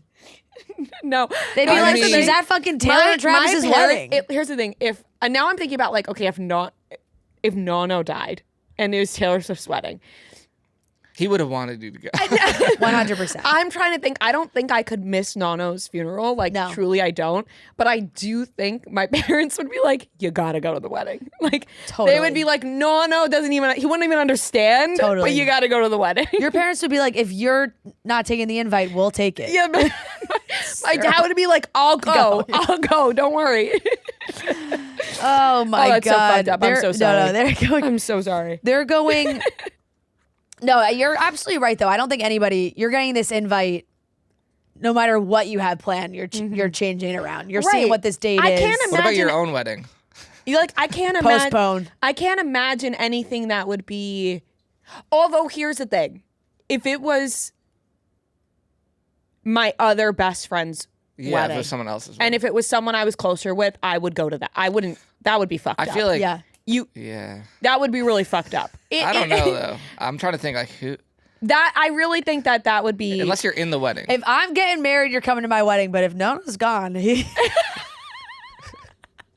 that's He's not here. I'll visit the site next I'll week. talk to him after the wedding. no. You're shit, You that's- send no. him a- That's you so send him a fair. video? You would Oh my certainly God, I'm win. so You would sorry. certainly win good friend medal. But I I'm so do sorry. think literally anybody would be like, I think your "Fuck, friends I would get be like, it. don't. No, because if it was your wedding, I wouldn't miss your wedding and go to Taylor Swift's wedding. No, I appreciate that, but if you would miss were, mine. if you were like I'm invited to Taylor Swift's wedding, I'd be like, can I be your +1 and I will move my wedding? Yeah, like I'll move my wedding for that. Oh man. Like how? Yeah.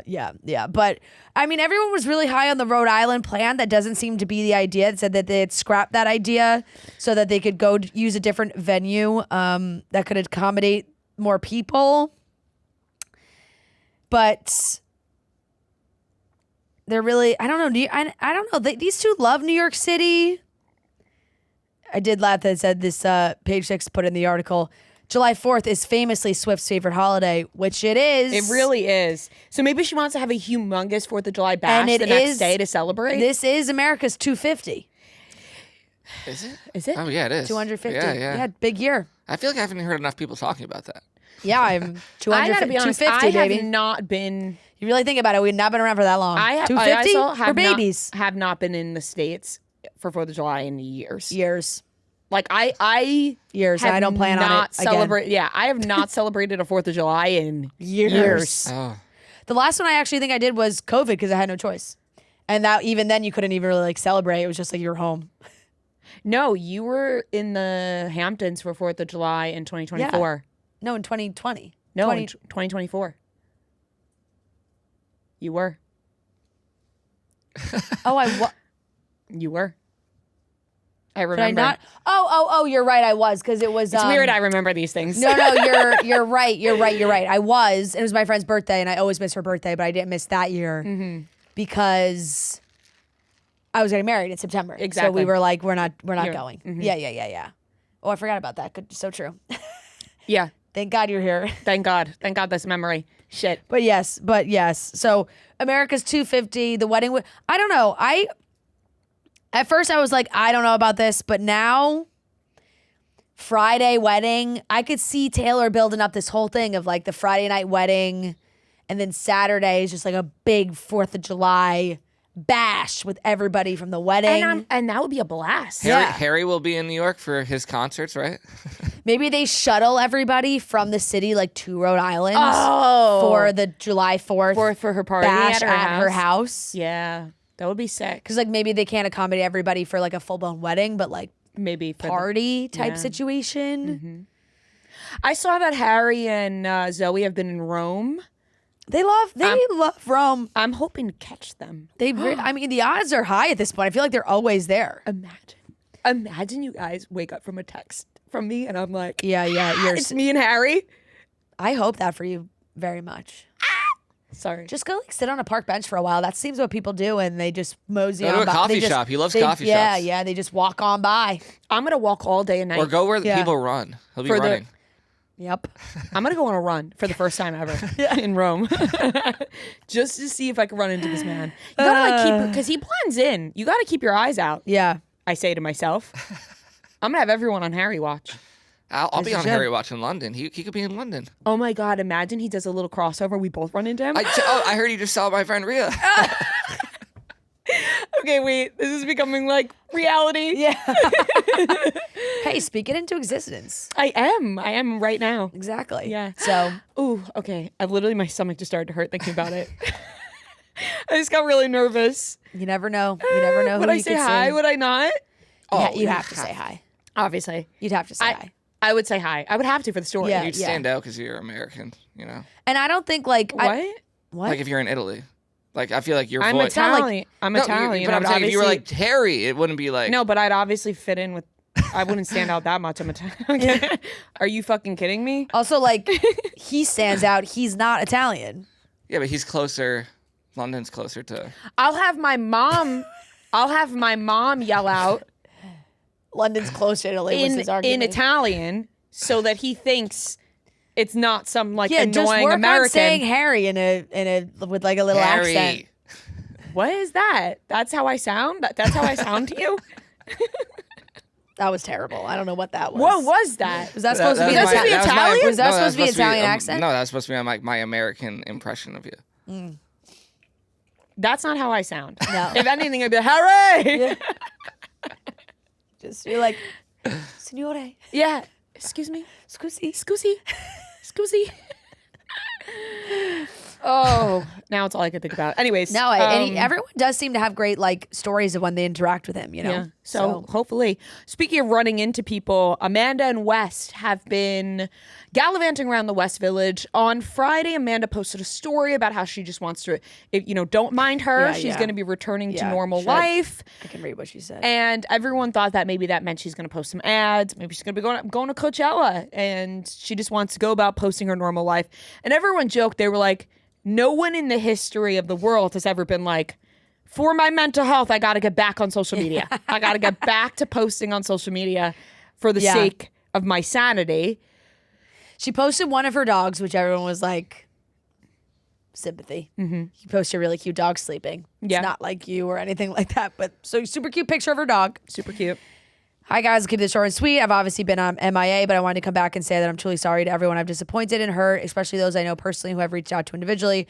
For the sake of my mental health, I'm going to try to start living life with some sense of normalcy. If you see me out or posting online, please know that this still weighs very heavily on me. I'm not ignoring what's happened or what's unfolded. I'll be at the reunion and we'll be addressing any and all questions honestly and directly there. And I'm like, okay, fine. Like at this point, I'm like nothing's riling me up. I'm like, okay, sure. You want to get back to some sense of normalcy in your life. Sure. I really did get a giggle at her posting this and then being seen at the fucking Blind Tiger with West. And I was just like, you're like, shit, I got to put out a statement before people take pictures of me out at the bar. And right. Well, here's the thing. It's like, these two people should be able to like leave their homes and go live their life. Yeah. Like we talked about this last week when people were like they should lose their jobs and stuff. Yeah. Okay, no. Like they should not lose their jobs and they should be able to leave their house. It's just we're in such a limbo period because they can't like address their relationship. Okay, but on top of what I was saying, like yes, they should be able to leave their house. But maybe you go to like a nice intimate dinner, maybe you go to the movies. Like maybe you do normal life things that doesn't include you going to the most popular spots in New York City, in the most popular area of New York City, with people all around your age range that are going to know you 100%. Yeah. Like, you go to the Blind Tiger, you go to Emmett's on Grove, you go to all the places. Go to Barrow Street, Alice. I literally was like, this is just like what my friends do on a Friday night. You just hit all the hot spots in the West Village that everyone's going to see you at. Yeah. Which is why, to me, this is a loser move on both of their parts, because I feel like, and I don't even know why I'm writing like fan fiction right now where I'm like, Wes could be like, hey, let me take you to a nice dinner on the Upper West Side where it's more of a quaint restaurant. And if they're gonna continue dating, right? Which it seems like they're going to. Seems like they are, If they are going to try to have a relationship, why not go to a nice dinner that's at a quiet place? Why not escape for the weekend, drive to New Jersey, like do any of the things, leave your apartment. Yes, that's fine. Yeah. You could leave your apartment. But why are you going to the most popular place in New York City? I know. That to me doesn't make a lot of sense because I know. I think it's kind of like put my foot down and be like, I'm going to do what I want to do. And this is what I would do on any other given weekend night. Putting myself in those shoes, like I don't even know if I'd want to be at those places. You obviously want to leave your apartment. You don't want to be stuck inside, but I don't think I'd want with a scarf over your head and sunglasses. Like, just go somewhere where you don't have to do that. Exactly. Like, that's not comfortable having to like try and hide yourself. By the way, her doing that, I also was like, come on. At this point, just like if you're gonna go to the Blind Tiger and you're gonna go to Emmett's on Grove, like just be there. Like putting a scarf over your head and sunglasses. We see you. We see you. You're sitting next to West, who's throwing up peace signs to the camera. Like, so we see you. West is like, I want to be seen. Look at me and my peace signs. And Amanda's got a scarf around her head. Like, it's not working. It's not. Take the scarf off. Right. We can see you. And I get it. It's like, hey, we want Leonardo DiCaprio. Right. I know. It's like we want to go back to our regular life. This is what we would do on any other normal given day. Like we want to like be normal. But if that's the case, like sometimes with these statements, there's some things where I'm like, just don't say that then. Like, it's like, oh, if you see me out, like, don't worry. This whole situation is still weighing on me heavily. It's like, just don't even put that part in. Just be like, I need to live my own life. Like, I need to live my life for like my own sanity, period. That's it. Like, it's like no one's thinking, oh, the situation is really weighing heavily as you bar hop through the West Village. It's like, don't even put that part in. If you're still with West, like, and you're being like, it's weighing heavily on me, people are gonna see you with West and go, well, clearly not. You could just say, hey, I'm gonna live my life. You don't even have, and this is what I'm gonna do. And I do feel a little bad for them in the sense that they're stuck right now. So it's like they haven't filmed the reunion yet. That hasn't come out. Bravo, I'm sure, doesn't want them saying anything too, like, really saying too much. So it's not like they can really address, like, what their relationship is in that way. And I don't think they would even want to because it probably wouldn't come across in the right way. You can't, like, post an Instagram story of text that's like, by the way, we like each other and we're going to keep dating, so, like, see you out on the streets. So it's like they're in this funky spot right now where, they don't want to just be hiding in their apartment for the next 6 weeks plus or whatever it is until viewers get to watch the reunion. Yeah. But it's like you don't have to hide in your apartment. You don't have to do that. It's more just like going to the most popular spots. It's just funny, really. You're like, this is actually hilarious. 100%. I giggled because I'm like, look, I have been to all these places. We frequent them often. To be at Blind Tiger is to walk into a bar and expect every single person to go like this and literally point in your face. Like that's because everyone there is 24 to 30. Like this is peak age range of where everyone's gonna be like, holy fuck, it's Amanda West. They're gonna go, look. And also to be known as someone who doesn't go out, loves to stay home, wanted her husband to stay home, to now being like, I need to hit the bars with West on a Friday is also not a great look. Right. Because people are obviously going to throw that into question. It's like, the problem with Kyle was that you wanted him to be home. You wanted him to drink less and like be home with you. But now you're dating someone who is always out as well. Yeah. So like, what was it? Right. It's also just Kyle then, very right? Outside. Like, maybe you just didn't it's love just Kyle younger then. Kyle. You know what I mean? It's a younger version of Kyle. So it's all very confusing and just hilarious at the same time because the scarf sunglasses situation was really cracking people up. Next weekend, we'll see them head to the Spaniard and then Mirandy for dinner and then fucking White Horse Tavern. Yeah, they're going to be just in the West Village. And then West was seen leaving her apartment Saturday morning, which, here's the thing. They're dating. Like, that's fine. Like, it's like... Clearly they're dating, and now it's like they're in it. So it's like, we're going to be seen out. We're going to be together. They are seeing each other currently. And that's that. But I'm like, why not really make it? If you're going to try and date each other, though, like, go on some dates that don't include going to the bar. Like, I don't know. I think that's just like what they know. I guess that's their thing, you know? Whatever. Yeah, they just want to like vibe with their friends. And I also was a little thrown off by Amanda drinking like a white wine at the Blind Tiger at whatever, at 3 o'clock in the afternoon. Yeah. Because it was like, that's like, we're not in the Hamptons. Right. And this is a whole other side conversation where I'm like, I love a glass of wine at the bar, like that, whatever. But I'm not ordering. It started off with the white wine, at the and then Tiger. There were other spottings where she was drinking. I'm like, oh God, she's gonna get sick. Starting off with the white wine at the Blind Tiger, but regardless, that wraps up the topics. Yep. We're going to get into today's weekly watch report presented by Pepsi. We have our Pepsi Prebiotic Cola that we're loving. We are stacked in the office right now with the Pepsi Prebiotic Cola, and it just makes lunchtime even more exciting. It's 30 calories. It's only 5 grams of sugar and 3 grams of prebiotic fiber. It's absolutely delicious. Right now, I have the cherry vanilla flavor in my hand. There's also the original cola flavor. Both are so good. I, especially during lunchtime here, love pouring it over ice. It's a nice little pick-me-up, a nice little treat during the day. So if you are not trying out the Pepsi Prebiotic Cola, what are you doing? You're missing out. Right now, it is available, and you can use promo code 20prebiotic to get 20% off Pepsi Prebiotic Cola on Amazon from now until May 30th. So we got a code for you guys. You can get it on Amazon with the code. Go out and try Pepsi Prebiotic Cola today. All right, let's get into the weekly watch report where we talk about the things we watched this week. Weekly watch report on Monday. Weekly watch report on Monday. Weekly watch report on Monday. Weekly watch report on Monday. All right, let's start off. Hacks is back. Banger of a first episode. Loved it. Yeah, you bringing that up reminded me that I actually never finished season 4. So I'm very close to catching up. I only have 2 episodes left in season 4. Nice. And then I'll jump into season 5 and be on track with everybody else watching. I loved this first episode. I thought it was great. I will give it an A-. Hacks is really one of my favorite shows. Hacks is so funny. It's just a classic for me. It's really up there for one of my favorite shows. I have been keeping up with Tournament of Champions, and I have been forgetting to bring it up week to week. Watched live last night? Yeah. I didn't. I didn't watch live. Okay. Here's the thing. I realized I'm biased towards the Italians because I was rooting for Britt Rosigno. Yeah. And Joey Sasto. Right. Now you got Voltaggio in the mix still. Yeah.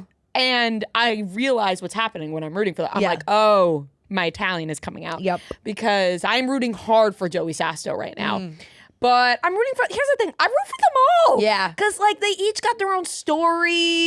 Totally. There's a couple of people right now with some really good stories. Everyone really has a great, like, yeah, and we've had some low seeds make far runs, which is great. You see some, like, you know, every year, like, is this Jet Tila's year? Listen. It has, like, one of these years, it's got to be. Because he makes it to the Final Four, like, every year. Yeah, I'm rooting for Jet Tila as well. Yeah. Here's the thing, I'm saying I'm rooting for them.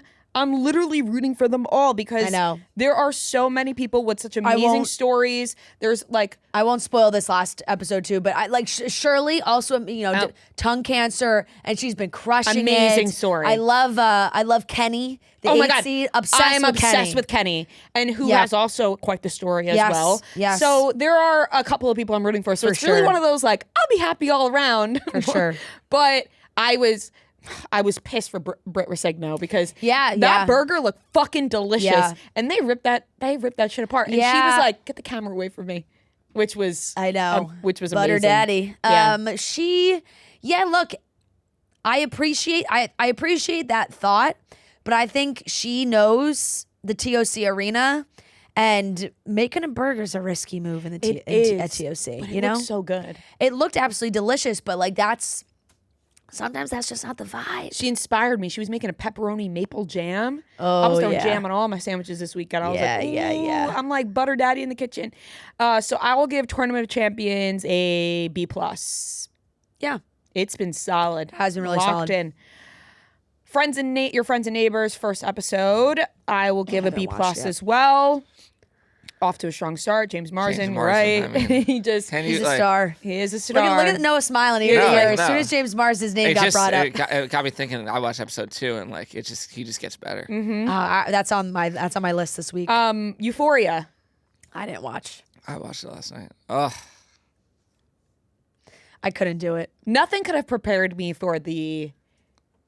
I saw some reviews. I said I can't do this tonight. Listen, I don't want to do a Sydney Sweeney pile on. I don't. And this is like has to do with Sam Levinson, I think, more so. Yeah, right.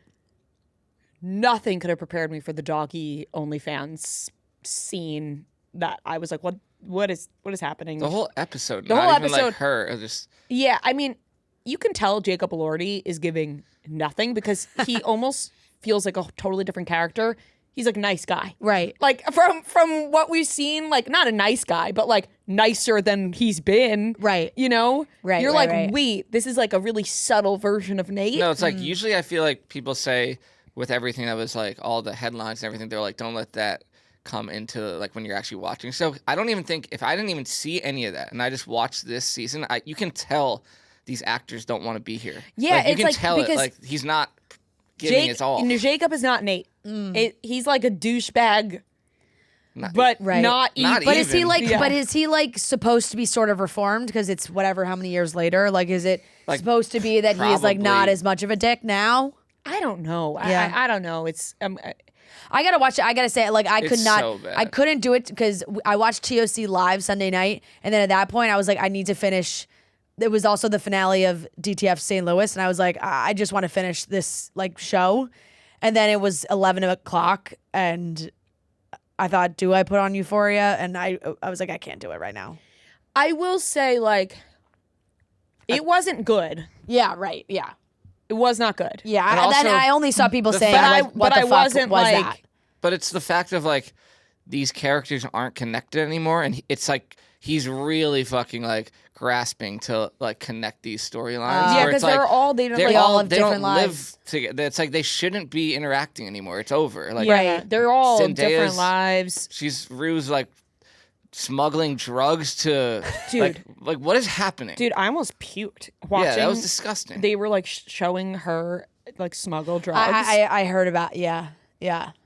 I had to fast forward a lot of it because I also was like, this is how they smuggle drugs. People eat the drugs, and if there's like one little pop in the and then they shit them out. Well, you know what happens, and on all the medical shows that I watch, that's always a big storyline. Like sometimes they have people that come into the ER in Chicago Med. It's people that were smuggling drugs, and then they like see it, and then they can see like that something burst, and and that the drugs are like in their system. Yeah. It's insane. Why are people? I mean, money, I guess, but they're really putting themselves through this. Well, it's like they eat it and poop it out, or they put it up, or they put it up their butt. She was like farting, and I thought the dog was gonna like sniff her farts. It was disgusting. I couldn't believe what was happening. You owe me $43 million. Now it's like, come on, like this show is just. It was always ridiculous, but like this. That lady said Rue owes because her of like $43 million. interest. Yeah, because like of the time that's gone by. It's like a made up number. No, so basically now she's like, you work for me, like. I don't know. I can't get behind that show, truly. The whole house thing, it's like, I mean, you can suspend your belief, but only to a certain point. Yeah. Like Rue is just like hanging out at this, like, I don't even know what that house was, like with that guy, like with all the women, like. Oh, the Christian house? No, at the end with the, like. Oh. Where she brought the drugs to the house, and then she's just like partying with the. I don't know. It's hard to follow because Rue's storyline is totally different than the rest of the show, so it's like, you might as well just get rid of everyone and just have that be the. Right, I don't know. It's like a totally different show. And every woman is somehow involved in sex work. In this, I don't know. I'll give it a C-. Right, you think back, you're like, no wonder she didn't want to take a picture with Sam Levinson. Yeah, it seemed like Sam Levinson like only cares slightly about Rue's character. Yeah, and then the rest he's like, it's like lazy. We're just gonna Sydney Sweeney's gonna like try and be an OnlyFans. Yeah.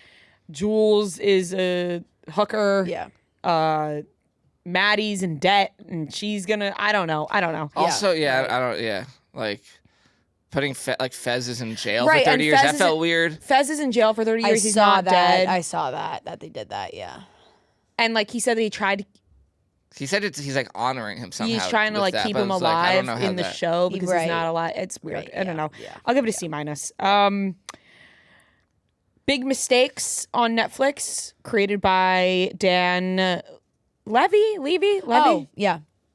Is it Levy? I think it's Levy. Levy? Dan Levy? Eugene Levy? Eugene Levy? Eugene Levy. Levy? We'll say Levy. And created Levy? by Eugene Levy? I would say Levy because of the way it's spelled, but I don't know. I would say they're both I Jewish, feel like I've right? heard people say Eugene Levy. Really? Yeah. I don't know. Because it's Levy. So if it was Levy, I feel like there would be an EI or an EE. Right. And this is just one E. Google is saying Levy. All right, we'll just go with that for now. Levy. Yeah. That's what. Okay. Yeah. So it's created by Dan Levy and Rachel Sennett. I like it. I'm 3 episodes in. Is it a comedy? Like a 30-minute comedy type show or out? I think it's longer than 30 minutes. I think. Yeah. I don't know. You just press it next. You just I don't know how long I've been watching. Playing. I know. Watch the first 3 episodes. It's fun. It's funny. And is Rachel in it as well? No. She's not in it. But Dan is in it. Okay. It's about, they get themselves into trouble. They take a necklace. Their nonna died. It's a whole thing. I will give that a B. Okay. I'm enjoying it. Fun little show. Real Housewives of Rhode Island. Yeah. Wow.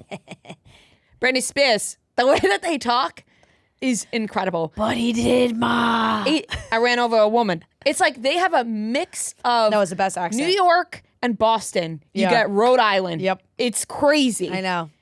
I'm in the car. It's like very aggressive. It's like it's not subtle at all. No. It's really strong. No, it really is. These women, my goodness gracious, amazing television. Already. You're bought in immediately. You're brought in by the Dolores lookalike who went to Dolores' doctor to look exactly like her, but they're also best friends. Yep. This woman, and mind you, I'm still learning their names. This woman's like, I don't drive, I ran over a woman. That would be Alicia. I don't drive, I ran over a woman. Yeah. They're like, highways? No. Not my thing. Ran over a woman. No. They're like, can you repeat that? She's like, I ran over a woman. Next. Ran over a woman. They're just so honest. Like, I know. They're just like, yeah, I fucking ran over a woman. And and we're like watching and we go, all right, I ran over a woman. I saw a clip of Paige and Hannah talking about it because Paige was saying like she really can't do like Bravo shows, but she gave this a try and she was like fantastic because it's a new franchise and it's so true. No one's known yet.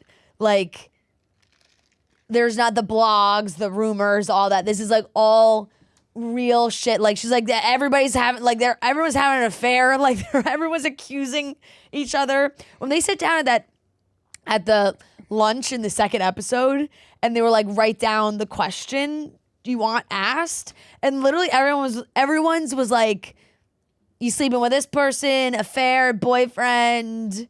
Like, Ashley I was probably the tamest one. It was like, you were a virgin for that long, huh? Like, it's like, it really, I appreciate their candor, you know? They're really throwing it around right now. And they added this, they added Rula into the mix with her cheating ass husband. Mm-hmm. And it's like, oh, normally you got to wait a few seasons for a cheating husband. No. You know, not in Rhode Island. Not in Rhode Island. We're starting off with his cheating husband episode 2. Ashley I's crying in episode 2 immediately. Yep. This is a B+ for me, and I am committed to watching this entire season. Good. Because sometimes I'll fall off. Yeah. This one I'm committed to because you got me at I ran over a woman.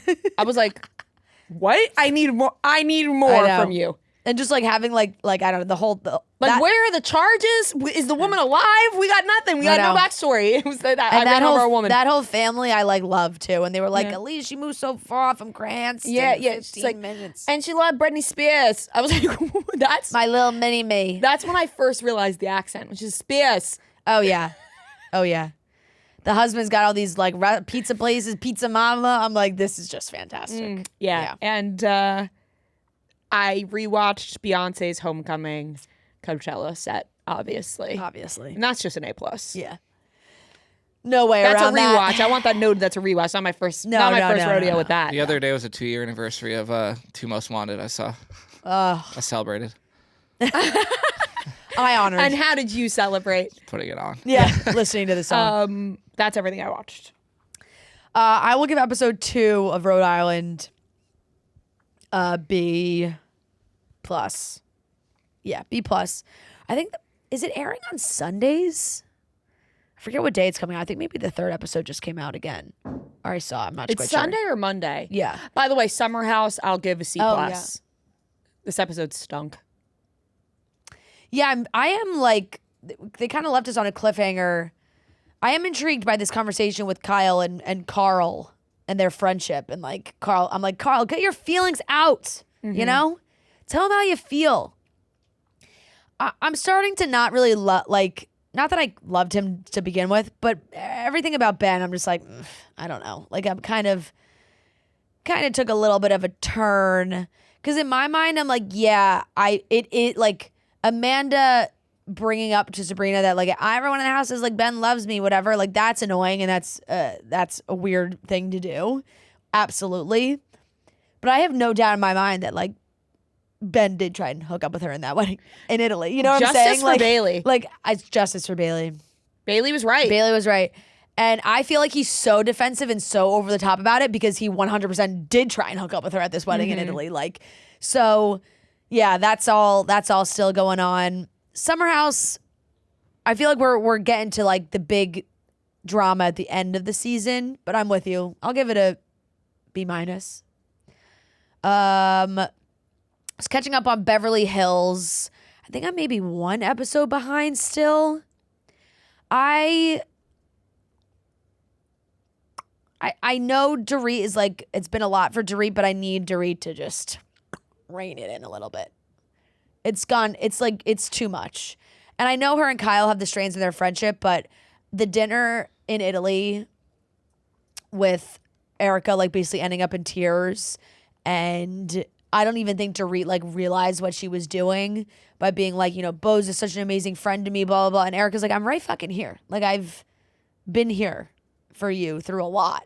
And Erica popped off on her like big times. They were yelling at each other.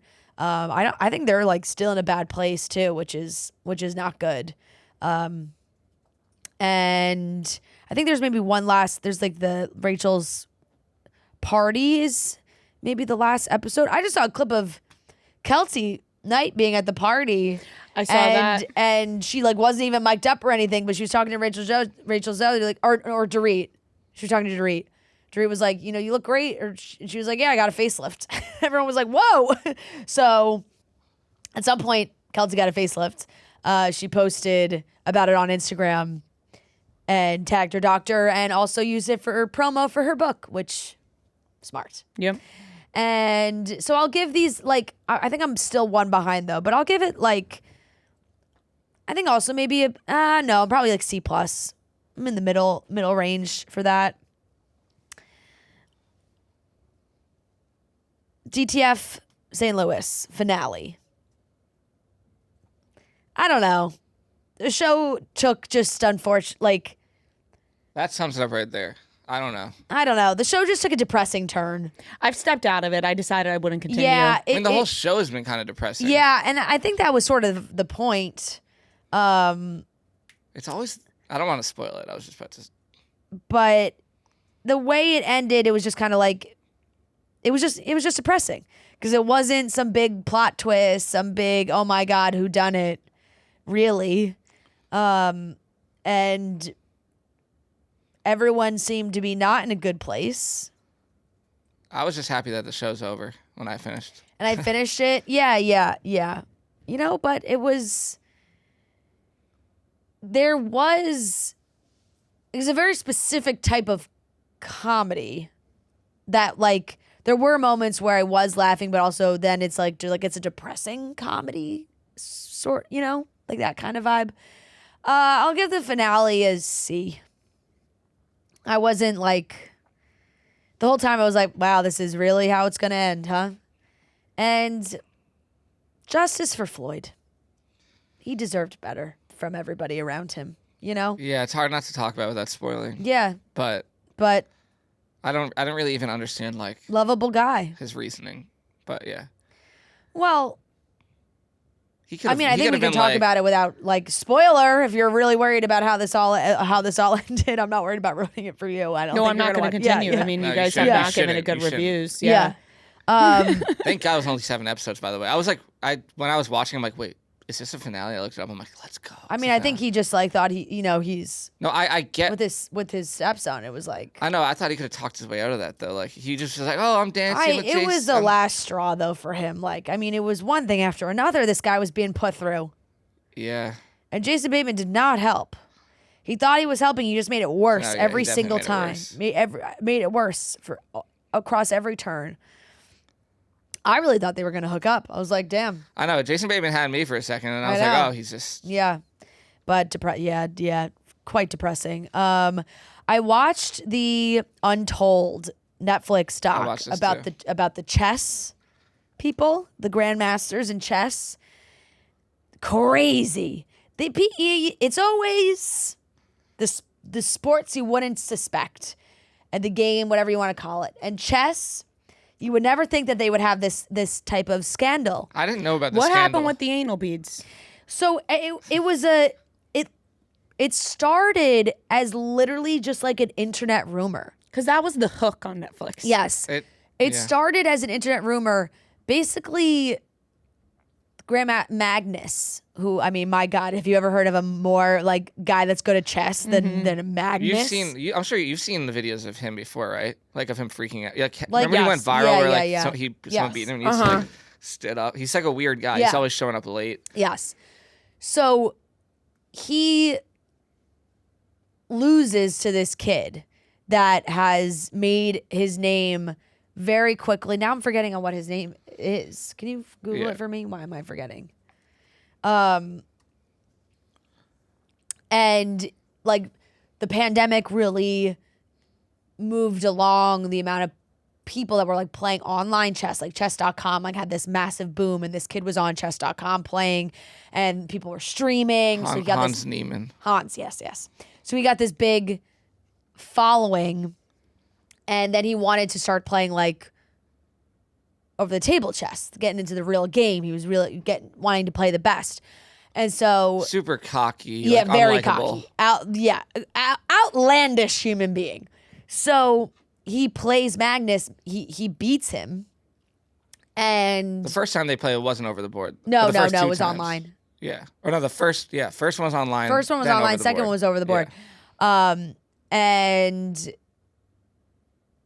basically Magnus starts thinking like, well, he's got to be cheating somehow.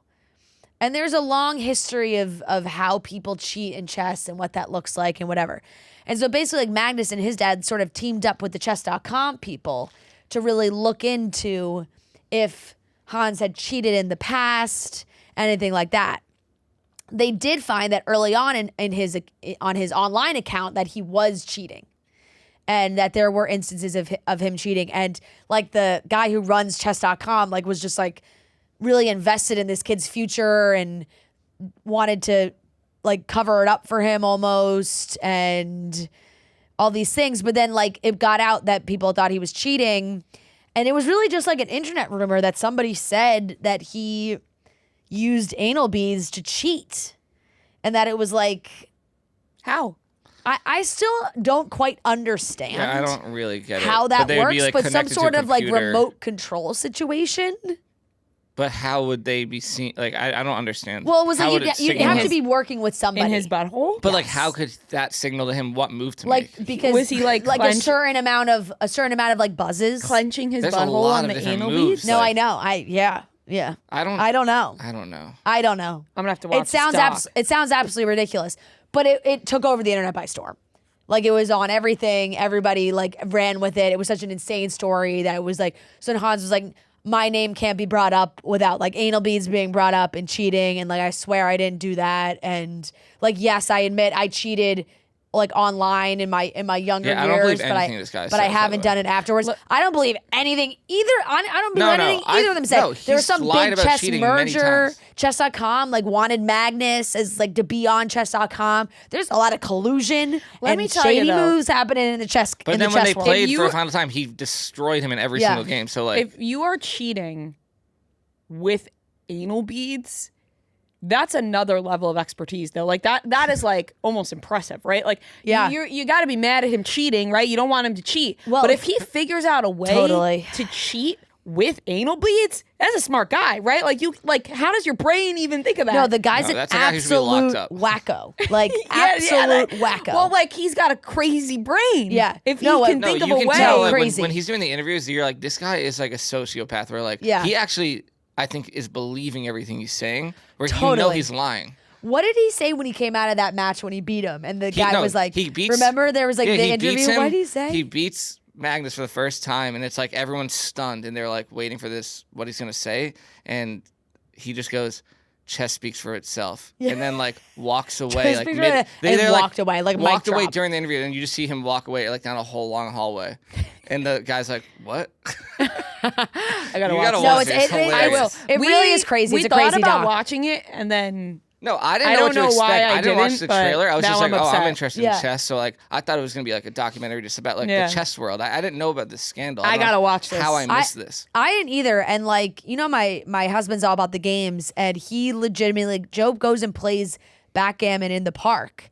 And some of these guys, Like in Washington Square Park, no, yeah. the Union Square guys, like when they showed them and Hans playing with them, playing chess with Yeah. them, Joe was like, "Yo, that's Poe, like that's my guy." I was like, "Oh my god!" So that's like really why we had turned it on in the first place, because you know he's into all that stuff, and Joe like very much knew the story. Like he was like, "Oh, this shit is crazy." The anal beads. I was like, "I'm sorry, what?"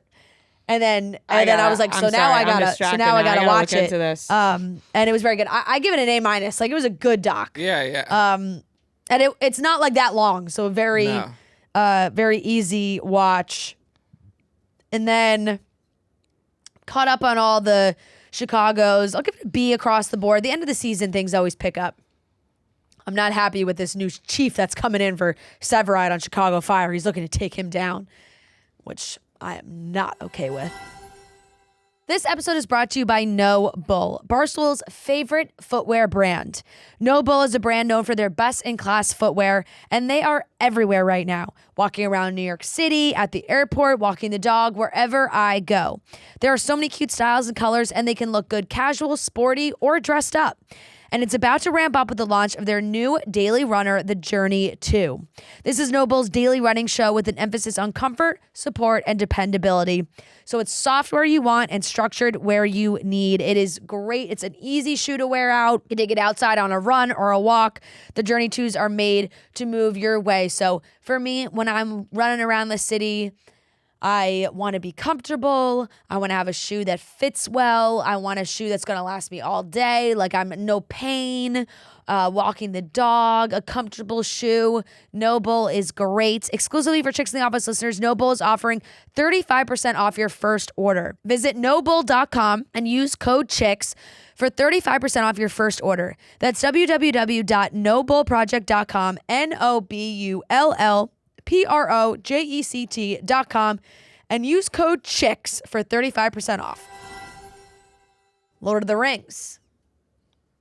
2 Towers. Watched the whole thing Saturday night to try and stay up for Bieber. Didn't work.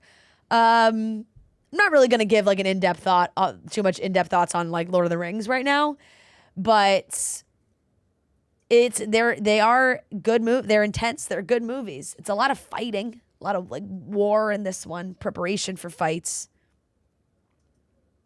B. Feel like, I'm not exactly. I've never watched. I'm not like a crazy Lord of the Rings person, so I don't. It's not like an immediate buy-in for me, but they are good movies, and you're locked in for the 3 hours that is playing. And I want to say that's the new season of Temptation Island came out on Netflix. I got to start it.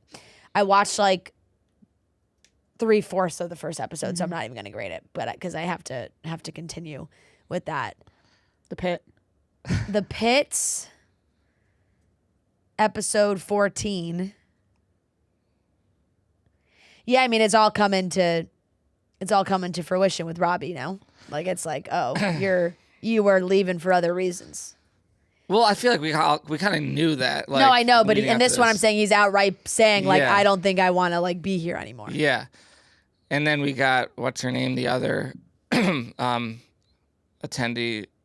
Yeah, she's like, now we know why she's like been weird. Yeah, she's sick, right? Yeah. I feel like a lot of answers this episode, but I'm excited to see where it goes. And honestly felt good. Like Langdon got a win. Yeah. Kind of was waiting for that. Yeah. Yep. And then, but they're kind of hinting like, they're making a lot of hints toward that he's like taking pills again.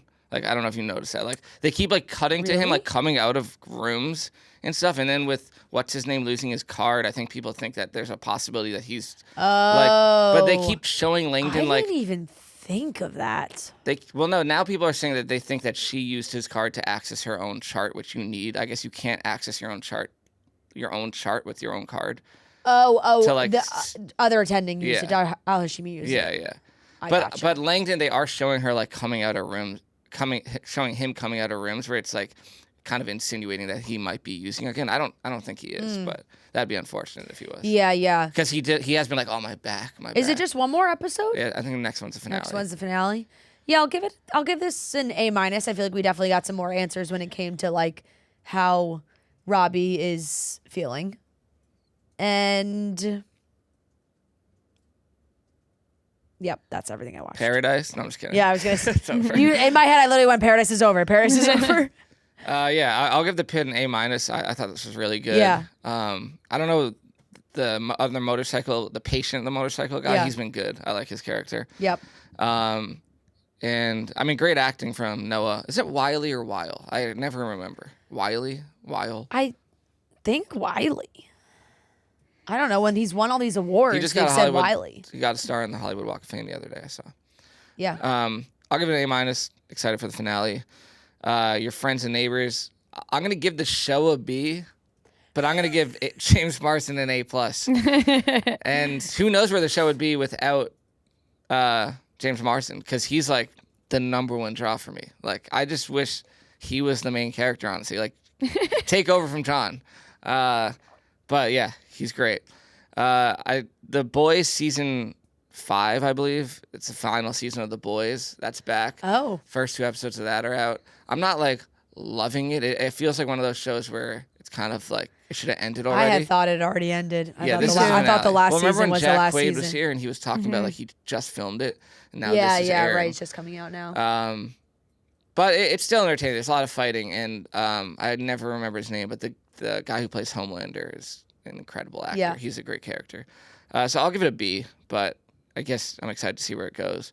The Untold Chessmates. Yep. I'll give it an A-. Like, just a crazy story, and on like these guys who play chess, they're just so fascinating because they're like really geniuses, but they're like so strange, but they're also very competitive. But I'd never heard of that story, so that was very interesting. Crazy story. I watched this new movie, Thrash, on Netflix. It's just like one of those bad movies. Saw that with Phoebe Dynevor. So here's the thing. I put it on just to be like, I'm going to put something on. It's a shark movie, right? Yeah, kind of. I put it on to be like, I'm just going to put a bad movie on because I don't feel like paying attention. And then I saw Phoebe Dynevor, and I have like a huge crush on Phoebe Dynevor. So I was like, oh, I'll watch this. There you go. But I was kind of like, she's above this. Like, why are you doing such a bad movie? Maybe you don't realize it's going to be bad until it comes out. Yeah, exactly. You know? But even if like you read the script or the premise of this movie, it's like one of those bad like Sharknado type movies. Yeah, I was gonna say. Unfortunately, true. I feel like there is just a stigma around like shark movies. There is. It isn't like, and there are good shark There movies. are. it isn't There necessarily are very like, good shark movies, but as of late, normally you hear shark. You go, oh no, they did a shark movie. Mm-hmm. Yeah, I wouldn't say Right. it's like a full on shark movie, but it's like a tsunami hurricane type thing where like the whole town floods and then sharks like are in the town. Yeah, but it's okay. not like they're not the main focus. They are. Your career is like not in a great spot. No, I'm like if you're Phoebe. signing You've up done for some this. good movies. Like you're a good actress. Yeah. Like, I mean, hey, she was still good, but I'll give that a D. Like, but it's just one of those like I still watched it. Yeah. I actually This is like when Vinny Chase was trying to get back after Medellin. Yep. He signs up to do one of these movies. Yep. It's not good. yeah. Yeah, 100%. Look, if you're at the point where the shark movies are coming across your desk, you got to call your agent. Yeah. We need new scripts. We need to have a meeting. I will Fantasy admit that Island. I skipped the first 15 minutes because I'm like, get me to the action. Yeah. I didn't need the lead up. I watched one of the short films that won the Oscar. There were two this year. The Singers. It's on Netflix. Incredible. It's only 18 minutes. Wow. But it's just like right up my alley. It's basically just all set in this one bar, and it's fascinating the behind the scenes of this movie. They cast everyone in the movie. The director found them all just from viral videos on the internet of them like singing on the street or like singing wherever. So everyone there is just like not an actor, and they're just like random. Like some of them like might be homeless. And Wow. like a lot of them end up singing throughout, and like some of them are incredible. Like I literally Interesting. looked up this guy who's on the piano. Like I want to listen to more. He's just you can't find him. He doesn't exist. Wow. But I know like it makes a lot of sense that one of the Oscars is really good. And I've been playing some of it on Netflix, like as I walk around in my headphones to listen to it because there's no other way. But I'll give that an A. I would say everyone should watch that, and it's only 17 minutes. So, I started Mad Men. A lot of people have been. There's a lot of people rewatching Mad Men right now. Yeah, and I'm not a big John Hamm guy, but he's know. good in this. He's good in this. That's what he's known for. Yeah. It is what he's known for. Which is objectively hilarious that Noah has shit on John Hamm so much without seeing Mad Men. But part of like what his I think acting is to be like he's not a great and he's actor. like, he's good in this. This is Like, this is what he's objectively known for. his I best know. thing. But part of what I think has held me back from watching Mad Men is like I'm not a big John Hamm guy. Yeah, well. So yeah, so it's good. Like it's very good. I'm like a huge John Hamm person. John Hamm's John great. Hamm is the type of guy though. He's got a little Austin Butler in him, where he's like, I'm John Hamm, like everything. Like No, I'm not John Hamm. at Yes. all. Have you watched him on Watch What Happens Live? No, John Hamm is like, not his in real life. I'm talking about as a character. I'm like, he's trying to be a movie star, like in everything he does. Oh, I don't get that from Like, John he's- Hamm I don't get that at at all. all. Really? I don't get that at all. Like he was in fucking Bridesmaids Yeah, at I the know. very I was beginning of the gonna movie. say- Yeah, I he was was gonna good say in the same. Bridesmaids. I forget about him in John Bridesmaids. Hamm does not give me Austin Butler No. at all. he's done so many like really funny comedic things Yeah. too that are not like And he's I'm like so always I'm such talking a about like serious Bravo and like Yeah. Southern. Yeah. Hey, maybe I'll come around. Okay? Yeah, he's like maybe. yeah. Mad Men, just very good so far. I've watched the first 7 episodes. I'll give it a B+. The thing is, there's so many seasons. I'm like, damn, now I'm gonna be locked into like a show for so long. Yeah. But very interesting. I like a period piece. You know, like Yeah. we're in the 50s. Women weren't treated well back then. No. Breaking news. Yeah, Breaking news. Breaking news. Breaking It's news. kind of wild. I'm Yeah. like, I don't know if this is accurate, but if it is, like, wow. Yeah. Oh, I think it's pretty accurate. Pretty accurate. I think Yep. And then DTF, the finale, I'll give it a C. Yeah. Like we already talked about it, Yeah. but It was one that you like press play on the finale and you were like, thank God this is the no, finale. I was like, thank God this is over. Yeah. Because what was this show? Yeah. Like, yeah. Yep. By the way, like I stopped watching Rooster, but all I see is people being like, "This is such a good show. No one's talking about this. Everyone has to watch this." So like, don't let me stop anyone from my bad review. Apparently, it's a great show. You have stopped me. No, I have seen like comments and DMs of being like, Rhea and Fran, please don't listen to Noah. Like he doesn't know. No, I actually want to watch it because that's the shit I like. Like I love Ted Lasso. I love Shrinking. It's all that. Like. Yeah, I mean, I don't know. Maybe I'll give it another it wasn't doing anything for me. And then Euphoria gets an F for me. That's a straight F, and I don't think it'll ever change the season. I think this whole season I could probably mark down as an F. I will keep watching. But you're going to watch the whole season. I'm going to keep You're watching. like, I'm going to watch this F season. Because it's kind of like you have to watch this train wreck. Like, no, I agree. It's crazy. Yeah, like, I actually want to change mine to a D+ because I can't have it be a C- and Summer House a C+ because Summer House in that case would be an A compared to Euphoria. So I'll give Euphoria a D+. It's just, we already talked about it, but like nothing, I don't know if there was really one redeeming part of the entire show. Like, it's just one of those shows where you're like, this shouldn't be happening. They should have ended it. They should have just ended it. They should have scrapped it. I'm shocked that, like, if I was Zendaya, I would have, like, she's doing fine financially, I'm sure. All these guys are. Like, Jacob Elordi, like, they're all huge stars now. I would have paid anything to not do this season. Like, I would have been like, break the contract. I'll get millions. I'll give you millions. I will not be a part of this. Because clearly none of them want to be anyway. So I'm like, why did, like, they should have all banded together and been like, we will not do this if Sam Levinson is doing this. To be fair, I had the same thought while watching. It really is. Like, it's like, why would they? You watch, you're like, it really should have just ended. No, because like I could have seen like right after season 2, they're probably like, oh wow, the hype is so high. Yeah. People love this. Like, let's do another season. Yeah. And 4 years later, all this. Yeah, it's like, what's the point? Yeah. So that's an F. And Zendaya's on a totally different show than everybody else. Yeah. It's crazy how different. Yeah, like when she's like smuggling drugs, driving a car across like a 20-foot fence, and then like a couple of scenes later, she's like talking to Maude Apatow like it's normal. Like the show doesn't make any sense. And by the way, some terrible acting from Maude Apatow. No, I feel like she's all.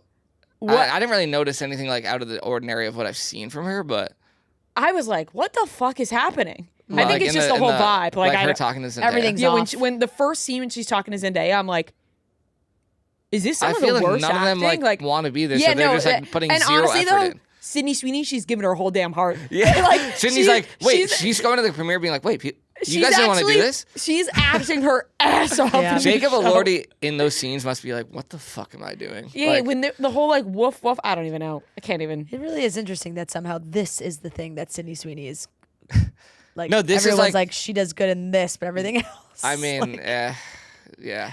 That's it. That's okay. All right. Oh, I did watch. I wanted to say I give The Valley like a C. Like I keep forgetting to talk about it. It's the first 2 episodes of the new season are out. I'm happy Lala and Tom Schwartz are in the mix. I think that was a good addition.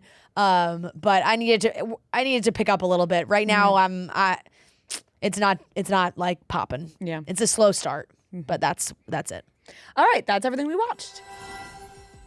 All right, that wraps up today's episode of Chicks in the Office. Thank you so much for watching and listening. We love you guys so very much. We'll talk to you on Wednesday. Yeah, Chicks in the Office, long-time listener, first-time caller. Look at the charts, who does it the best? 2 chicks getting paid in reality checks.